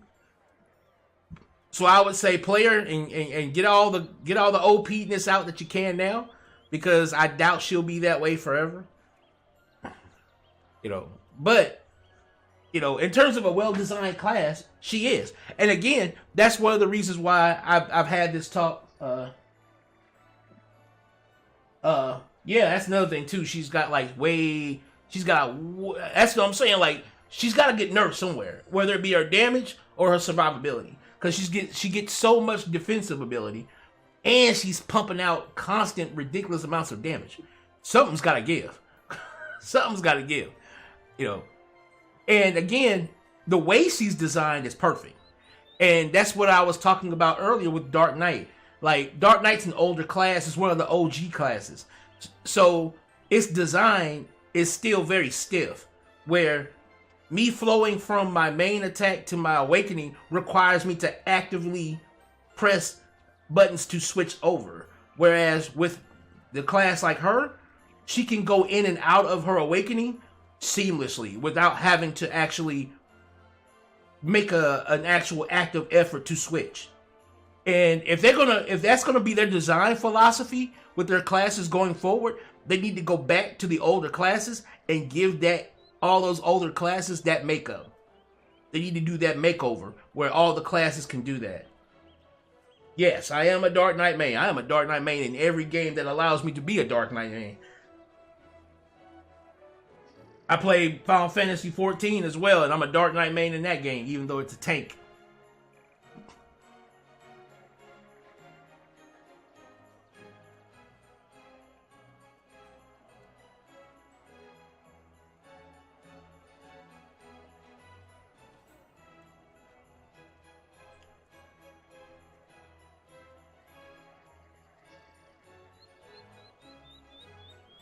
Oop, didn't mean to do that. No.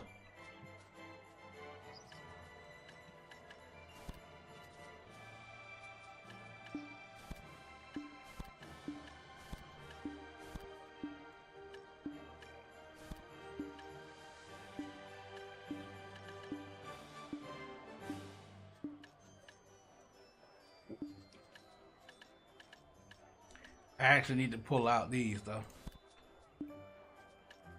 You're on your Scholar right now? No, I'm a Dark Knight. Oh, okay.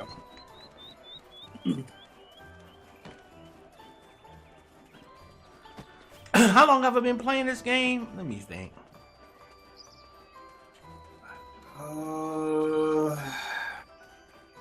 Been some years. Yeah, I was gonna say a couple of years. In terms of overall hours,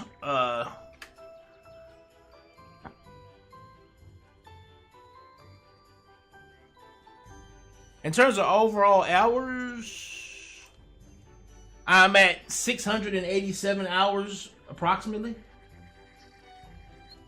About 400 of those hours have probably been on Dark Knight. About 450 have been like on Dark Knight.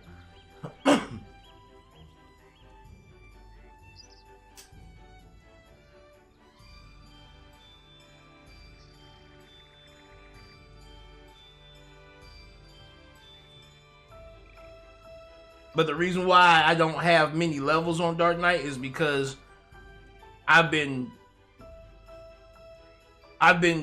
focusing far more on trying to perfect the play style of Dark Knight and not so much as leveling her.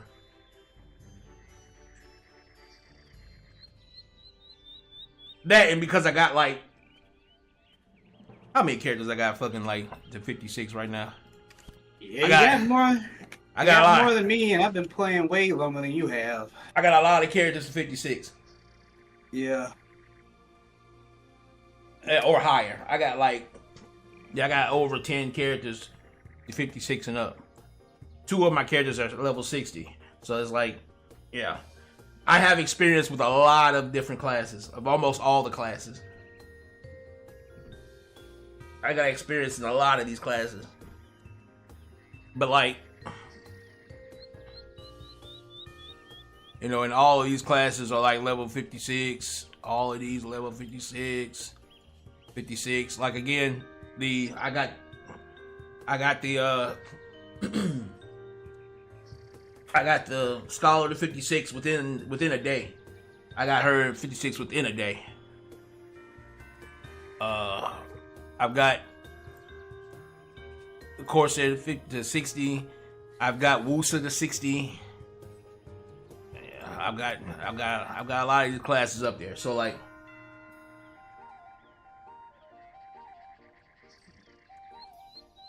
I said, I spent a lot of time leveling other classes and learning other classes on top of it. But my Dark Knight, I didn't do a lot of grinding. I did a lot more of like piecemealing together her fighting style. Because again, with my Dark Knight, I focus a lot more on PvPing with her.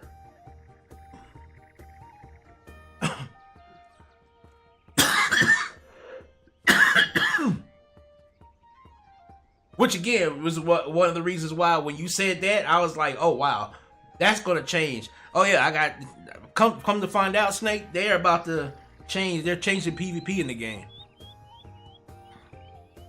They're getting rid of PvP. They're getting rid of CC. Ooh. Yeah. I'd rather take some damage reduction. Yeah, they're getting rid of CC. So, yeah, dude, that's gonna fuck a lot of people's builds and a lot of people's metas. That's gonna fuck a lot of it up. It really is. Like, I feel bad for striker mains. Oh, I feel bad for striker mains. Cause they are very CC dependent in terms of like being able to kill. And yeah, range PvP is gonna be god. Yeah, range. That's what we're talking about. Range PvP and any kind of PvP that has forward guard in it. Like forward guard classes are gonna be like ridiculous because at this point it's gonna be just a punch fest. And if you can have a lot of forward guard, you can negate a lot of damage while doing damage. So like, yeah, that's gonna be dumb. That's gonna be dumb. God damn, that's horrible. That's gonna be horrible, dude. That's gonna be rough.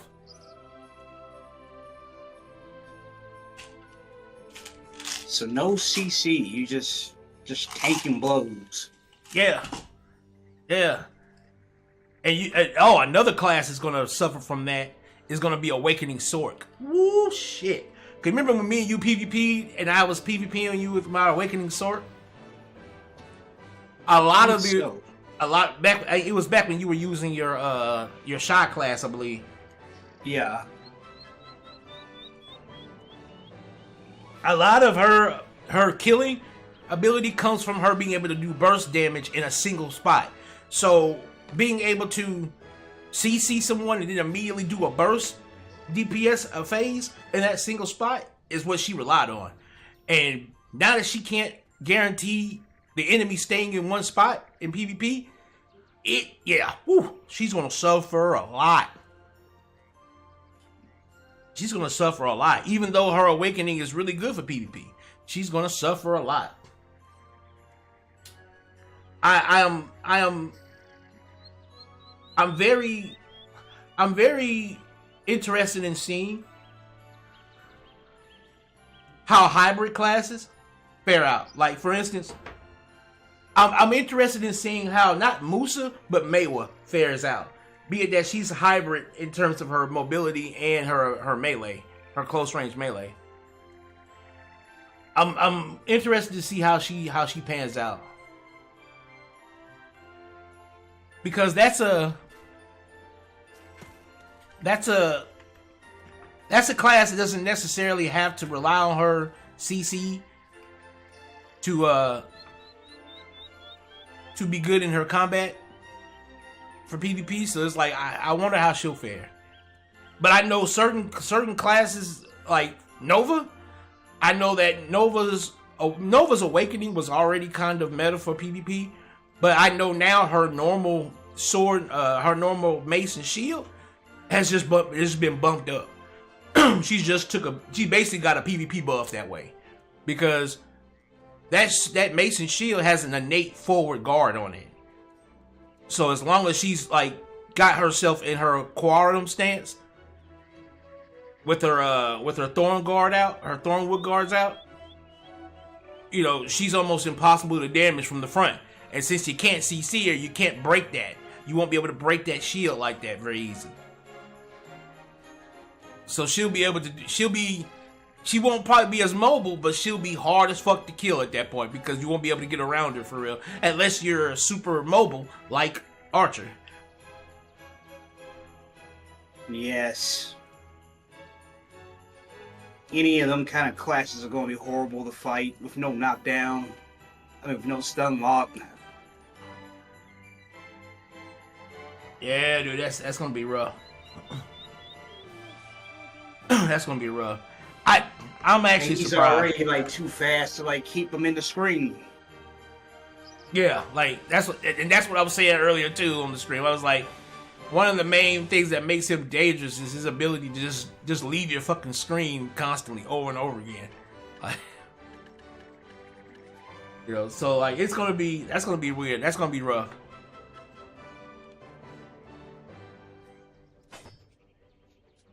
That's gonna be a rough. Oh man, that's gonna be rough. Yeah, that's gonna be a rough time. Anyone's ever taken a full-on nuke bot witch before? Cause now you gonna take it. Now you definitely gonna take one, bro. You gonna take one now. Like there's, woo.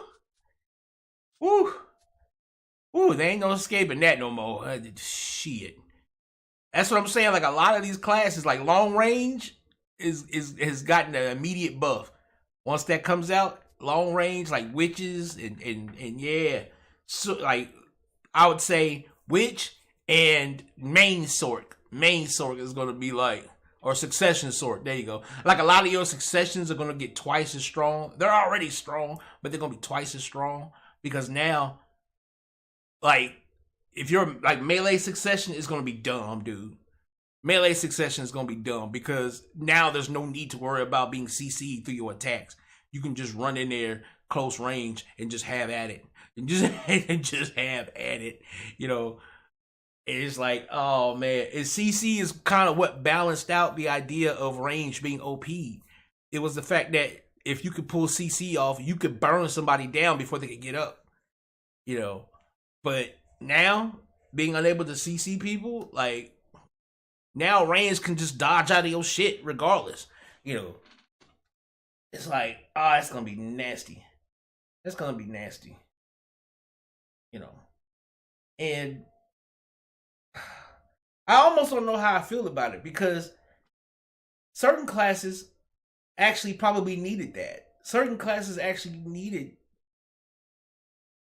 to be able to be viable, and CC made them unviable. So in certain instances, I feel good about it. But then in other instances, it's like, but that CC is also there to like equalize melee and long range. Like, it's there to equalize the two. And that equalization is gone now. And so it's like, what, I'll put it to you this way. They will need to redesign, again, going back to why I really hope they rework a lot of these classes, especially like the melees, like Dark Knight and stuff, is because we're gonna need something to deal with the fact that we can't stop long range from moving around. You know, we're gonna need something to be able to stop that. Either you're gonna have to give us extra health, extra defense, and if you're gonna give extra defense, that means you're gonna have to rework the actual armor pieces, because this game is so gear dependent. You know, so it's like, because if they just take out the CC and just say that's it, that's all we're gonna do in terms of like combat balance, it's like, yeah, nobody. I mean, it's already bad enough that PvP is already limited. It's like, it's not that, you know, it's already dying in this game. That's gonna kill it. Like, nobody's gonna want to deal with. Nobody's gonna want to go into PvP knowing that there's no way for them to. Because again, CC doesn't just stop people who move around. CC can also help stop a person's combo. You know, if somebody's gotten in on you and they're unleashing damage on you, you can CC them to stop that damage and give yourself some breathing room. But now you just can't stop somebody's damage phase, period. And the only way to get out of that damage phase is for you yourself to move. So mobility is going to be king. Mobility and long range is going to be king. Or if you've got a class like Nova, again, where your forward guard is literally a part of your kit, your base kit, you know, shield and mace Nova, you know, or any kind of like forward guard ability, any like forward, like Guardian, you know, base kit Guardian is going to be ridiculous because she's got so much forward guard in all of her attacks, you know. Oh god damn, cuz they, god, this is going to be it's going to be a melee meta for those who got forward guard, and it's going to be a mobility and long range meta for anybody who's got long range. Like, as much as, like, for instance, not Meiwa, but Megu, even though her awakening is a melee range awakening, she doesn't have any forward guard for real. She doesn't have a lot of forward guard. So the meta way to play her in PvP from now on is going to be Succession. Run Succession and just use her flame talismans, because you'll never have to worry about being close to the opponent for any reason, and they won't be able to CC you, so you'll always be able to get away. You know. But then for classes like Nova, where she's got a lot more mobility in her awakening, but the problem with that is it won't matter. You won't necessarily need mobility because you can't be CC'd anyway. So you might as well just go for the harder hitting Succession main and get rid of her awakening and just go for a hard hitting Succession, shield and mace. Because everything will be forward guarded, and because they can't CC you, only like maybe Archer will be able to get behind you. And so you're going to be almost fully immune to damage if you play her correctly. While at the same time using your Thornwood to do all kinds of damage to the enemy. Using your Thornwood guards. So it's like, yeah, that's crazy. Again, like I said, it's going to make certain classes that didn't excel, but it's going to totally destroy a lot of the balance between melee and long range as a whole. As a whole, it's going to destroy that balance. You know, and I get it. I know they're trying to cater more to the newer players that come out that are coming into the game, and a lot of the newer players probably just aren't good at balancing CC and combat. And I understand that a lot of players, when they hit that level of 50 and they go past it, they haven't yet been like, this game doesn't do like Ion did, where it feeds you into the PvP loop as you're leveling. This game takes you to 50 and lets you play this a class all the way to 50, and then it says you can't go past this unless you PvP from now on, unless you're willing to PvP from now on. And so the player isn't gradually accustomed to how PvP works in this game. They're just thrown head first into it. And when that happens, they don't understand why they get knocked on the ground, and before their character can even get up, they're killed. Then they don't understand how, you know, the whole CC rotation works for PvP. And so because of it, you know, because they're not groomed to be in PvP the way Ion did. Ion grooms you for it. You know, when you hit 20, 25, they took you out to Premium Landing. They put you out there to be groomed by it. By the time you hit 30 or 40 in your class, you PvP'd several times. Yeah, without that's your baptism. Yeah, like Ion made sure by the time your class was like at 40, you had already experienced PvP several times. And so it groomed you to be a PvPer. Whereas, you know, in this game, you're not groomed to be one, you know. And I can understand why a lot of the newer players don't like the PvP in this game, because it's very, very fast and it's very, very dependent on knock down, kill them. Because again, being knocked down that's probably the worst CC in the game, because it's how long it is. It's a 2.5 knockdown. 2.5 second knockdown literally means, and again, and with some of the damage that these classes can do a lot of damage with one move. So if a person can knock you down and do one of their hardest hitting attacks, they can damn near instantly kill you from knockdown, because the knockdown itself is going to do damage. So the knockdown does damage, and then they do a big ass attack while you're on the ground, especially if it's a down smash attack or a down attack that does extra damage for down attacks. Yeah. You're talking about knockdown, death. You know, it's like it literally gets, and again, we're talking about gear being dependent too. So if they outgear you by a good, you know, margin, they don't even need to knock down you. They can just do an attack on you. You just die. you know. And so with the gear being so dependent as well, you can see how PvP for a new player is considered very unfair and very unbalanced. Even though everybody who gets to 50, you know, even though you've gotten to 50, you haven't been given the proper baptism in the PvP to make it fair on a knowledgeable level.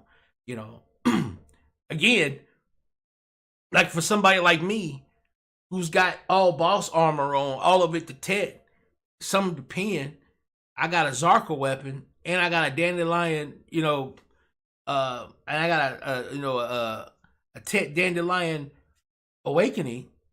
Another person could get their Dark Knight to level 57 like mine's is, but they might not have gotten lucky enough to get all this boss gear I got.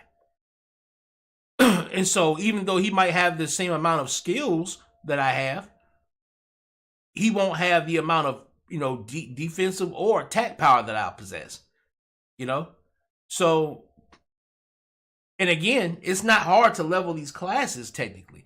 You can level these classes within, you know, you can get them up to awakening level or higher within a day or two.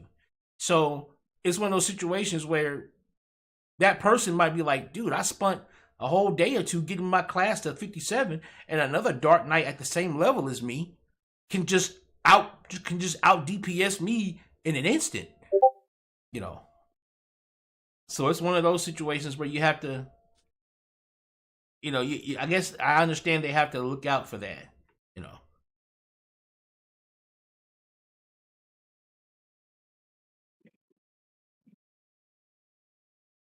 Oh, hold on.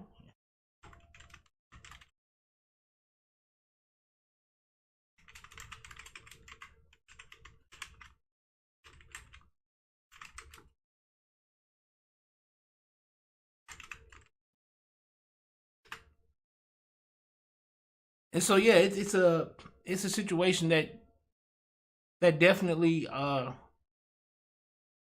that definitely needs some looking at. If they're gonna do that, if they're gonna take away CC, they've got to refine some of this stuff. Like they can't just take away CC and say that's it.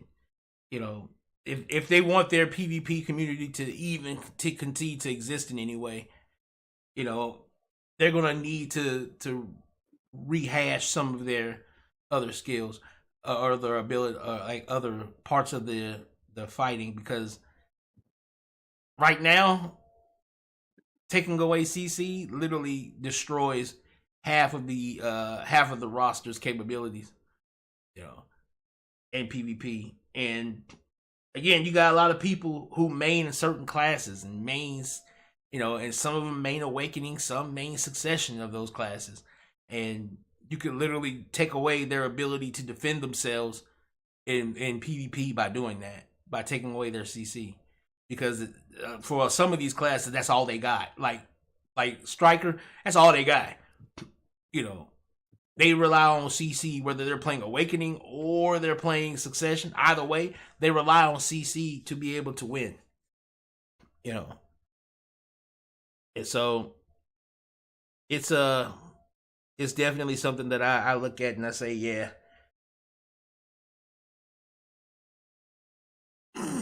we gotta be careful. We gotta be careful with how we address that.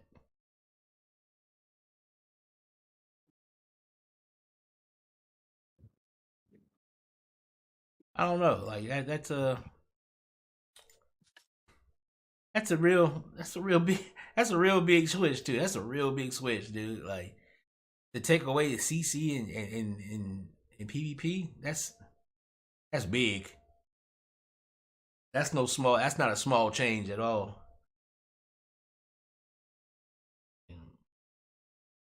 Especially since they've gone, you know, they've gone out of their way to try and separate PvP players from PvE by giving them their own server and everything, you know. But I think what they're aiming for is they're trying to get rid of overworld PvP. That's what I think they're trying to do. They're trying to get rid of PvP in the overworld.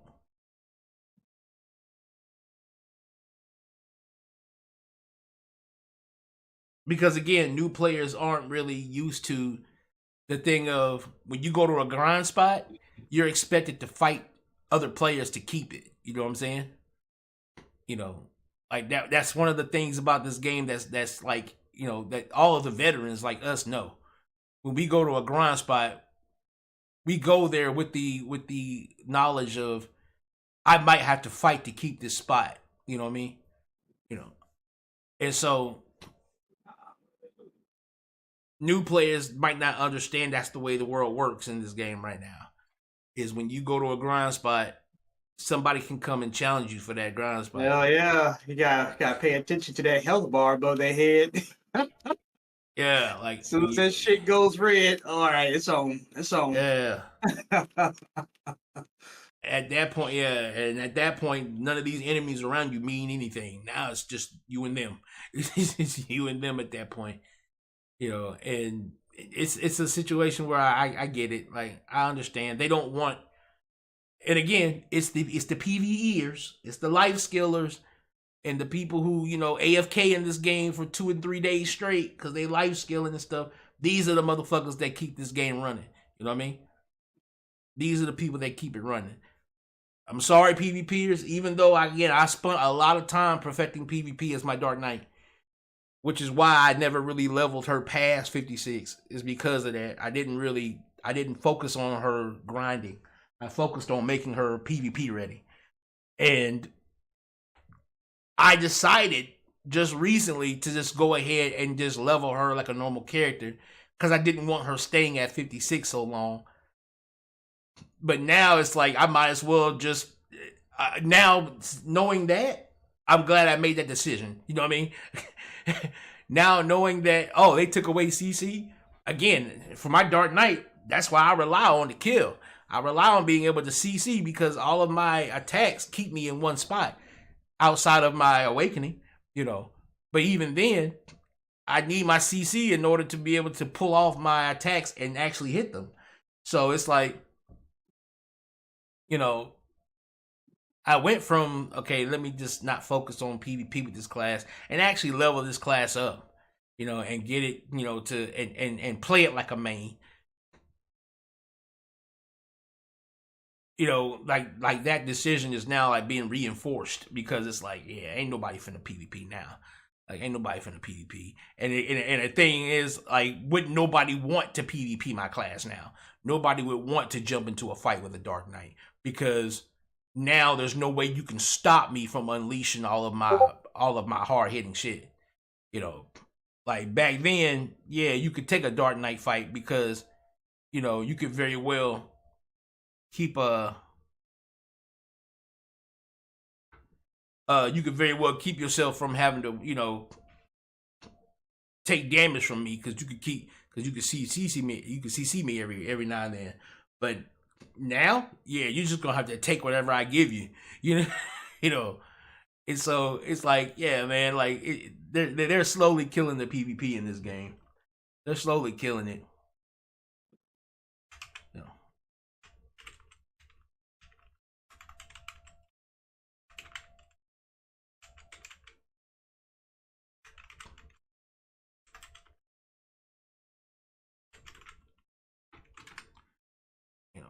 So I don't know. Like I say, I'm excited about it because I really do want to see what the meta becomes in PvP. I do want to see what it becomes, but I'm also kind of bummed out for certain classes because a lot of people are going to have themselves a harder time. Like, because again, I understand the PvP; they're a part of the community. You know what I mean? Like, I know they're a part of the community and they shouldn't be considered not. And so seeing what these changes are going to do to them makes me feel bad because it's like the community has already been given so much like hard shit, like having to deal with karma bombing and you know how punishing the karma system is, you know, like they've already had to deal with a lot of shit just because they choose to engage in PvP. You know, but at the same time, it's fair because of the fact that it keeps them from just mindlessly killing people and causing the game to be a not fun game for the other side. But at the same time, it's like, damn, on top of all of that, now you can't even CC people to keep them in place to kill them. Now you're gonna have to just straight up pound them. And like we both know, since this game is so gear dependent, you're gonna have to take time away from being skilled in PvP, and you're gonna have to take all that time and just go straight PvE to get all the gear you're gonna need to be able to handle it. Because now it's not gonna be, oh, I could kill a well-geared player because I can just CC them at points in times and get DPS out and eventually kill them. Nah, now it's gonna be, I have to take all of your DPS regardless of how better. I might be better at the class than you are, but I still must take all of your DPS now. I can't, there's no way I can get away from it because I can't CC you. And so if you're a PvEer and you have no idea about the intricacies of PvP, just because you spent more time getting gear and playing the PvE part of the game, while I spent more time learning the damage rotations and, you know, knowing how long the CCs last and things like that, you're still going to kill me because you outgear me. And this is nothing more now than a gear competition. This isn't about, they're basically taking away the one skill gap that made PvP and PvE separate. You know, like learning how to fight around CC was the skill gap between the two. You know, two Dark Knights could literally be considered two different like skill gaps. You know, you might be really good at playing Dark Knight out in the field, but you haven't truly mastered Dark Knight until you could master that in a PvP situation, because now you're having to master the class and its cooldowns and it's like CC, whereas in PvE it's just gear. Just get gear to the point to where the enemies can't kill you, you know, and you can kill them and you're technically fine. There's no need to truly learn nuance about the character, which goes back to, you know, when you were saying Bearded Bear, when you were saying how have you been playing so long and your Dark Knight isn't over 60. That's the reason. That's the reason, because a lot of those hours I spent playing Dark Knight was literally me learning the intricacies to all of the knockdowns, all of my cooldowns, things like that. Like, I didn't play to level, so I would go and grind in areas, but I wasn't there to get levels. I would be there just to figure out my rotations and try to make them as seamless as possible. You know, getting down the timing. That's how I learned like the timings for knockdown is 2.5 seconds. The timing for the best CC in the game is knockdown at 2.5 seconds, stiffed at 1.5 seconds, and bound at 2.5 seconds. And so like learning which one of my moves do that and then putting it in the actual rotations, things like that. Like, I literally play my class out in the field the way I would play it in PvP. And this is the only class I do that with. All my other classes I play them and my rotations are set up as just me playing them PvE. Dark Knight is the only one in which I play my PvE with the setup that I would use for PvP. You know, and it's because that's the way I've been playing her since the very beginning, was PvP. Because back when I first started, PvP was a little bit more it was a little bit more possible. Like, you would probably not go a couple of days without getting hit up. But PvP has died rapidly since I started playing the game. But in the beginning, I had to worry about PvP a little bit more. And being that Dark Knight was my main, I knew I needed to focus on making sure she was PvP ready, at least in terms of my skill with her. But now it's like, ain't no need for that. I mean, let me go ahead and go back to just grinding her out, you know. And I guess also because of the fact that I've learned her so well that at this point there is nothing else left for me to do than to just literally get her to as max as I can, you know, to her maximum power, instead of just kind of like nerfing myself. Because I somewhat nerfed myself with Dark Knight because I don't have access to all of the power that I probably should. But it was because I wanted to get her down like the back of my hand in a way. So,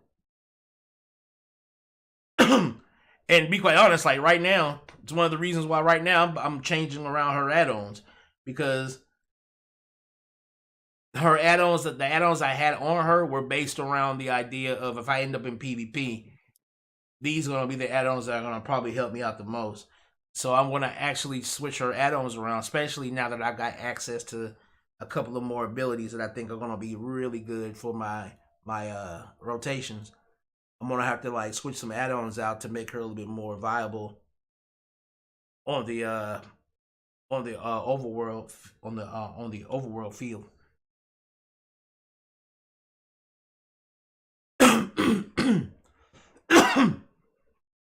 And plus, it's a chill stream anyway. I just wanted to have a stream where I talk, you know, long form talk about my Dark Knight. You know, how I feel about her, what I like about her, playing around with her. Because it's been because it has been some time since I've gone back to her because of all my other classes I've been playing with, and you know, getting, you know, good enough with those, because I don't just level these classes to 56 and then put them down. I level them to 56. I get their awakenings, and then I learn how to play the classes well with their awakenings. And so because of that, yeah, my Dark Knight has fallen behind in terms of it being my highest level class, even though it's my main, is because I actually pay attention to all of the classes. That's the reason why, like I said before, I know how to play the classes well, even though I haven't gotten any of them to 60. You know, except for, of course, Corsair and Wusa. You know, and what my goal is what my goal with this game in the end is to get all of the classes. I'll say I want to get all the classes to about 61. Get all of their abilities together for their awakening and whatnot. Then, once I've done all of that, at least all the classes I want to play. Because there are certain classes I just don't care to play. But like, with all the ones I have and the ones I care to play, get them all to 61. Then my goal is to get them all geared to where I can do boss farming with them. And then after that, I'll start worrying about the economy of the game. Right now, I'm just focused on making sure that these classes are all set well in terms of my ability to use them in PvE well. And then once I do that, because once I get to the economy part of the game, I'll probably stop streaming this game very often, because the economy part of this game is more of an AFK skill and life thing. There's no real excitement in that. So it's like, all right, cool. At that point, I'll probably be able to just put this game down stream wise. You know, other than like making guides if people want to see guides. I'm not going to so much just make guides out of nowhere. If people want to see guides, I can make a full-blown guide for Dark Knight. I know I can make a full-blown guide on the class, and you know, take somebody from just pick the class up bare bones and take them to a point to where they can play this class with their eyes closed. Now with Dark Knight, I can do that. Other classes, I can somewhat give people an overview of the class and get them to play the class decently well. But Dark Knight's the one that I can like piecemeal show you what's needed, what ain't needed. Because a lot of these classes have moves that aren't really needed. They're just filler. But like, there's certain ones that I can definitely, like with Dark Knight, I can pinpoint to you what will like truly take you to the next level in terms of skill and all that good stuff. Like I've gotten down with Dark Knight, I've gotten her down to the point to where I know how much distance her dodges cover. Like I know exactly how much distance. So I barely for me, it's rare for me to overshoot somebody with Dark Knight because I know exactly how much distance she covers. And it's because of just how much I've played that. You know, spending so much time actually, you know, dealing with something like how much, you know, distance her forward dodge, you know, covers in comparison to her side dodges or things like that. Like, and now it's like, all right, I came back to this class and I was like, this class has been 56 for about a year and a half. She's been 56 for about a year and a half. And it's like, all right, I need to quit playing and give my Dark Knight the love she deserves. Because again, like I said in the beginning of the stream, she's probably the one character that I put the most time in when it came to designing her. Because, you know, she's an elf, but she has to be an elf because all Dark Knights are elven. So it's like, that's something I couldn't change. But in terms of designing her myself, everything else about her, I put a lot of time into designing. So it's like, she's the character I put the most effort into. And so it's like, let me give her what she deserves here. You know. And considering that I've gotten some skill add-ons. Well, skill enhancements, should I call them? Yeah, I should call them more skill enhancements. Be that I've gotten more skill enhancements, I need to be a lot more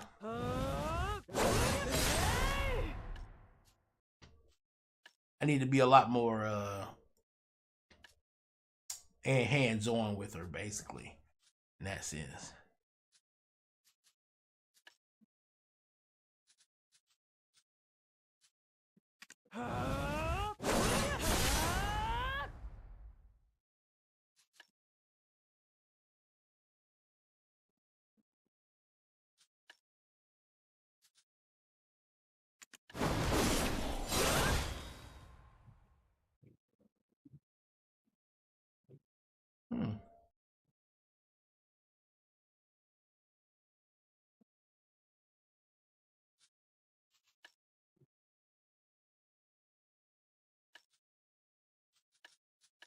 All right, yeah, I'm not gonna let myself get overpowered with that.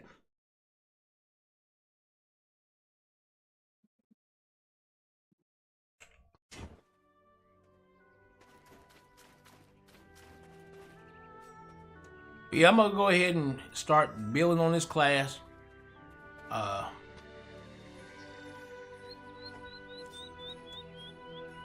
Gonna start doing some grinding today. Well, tonight doing some grinding out.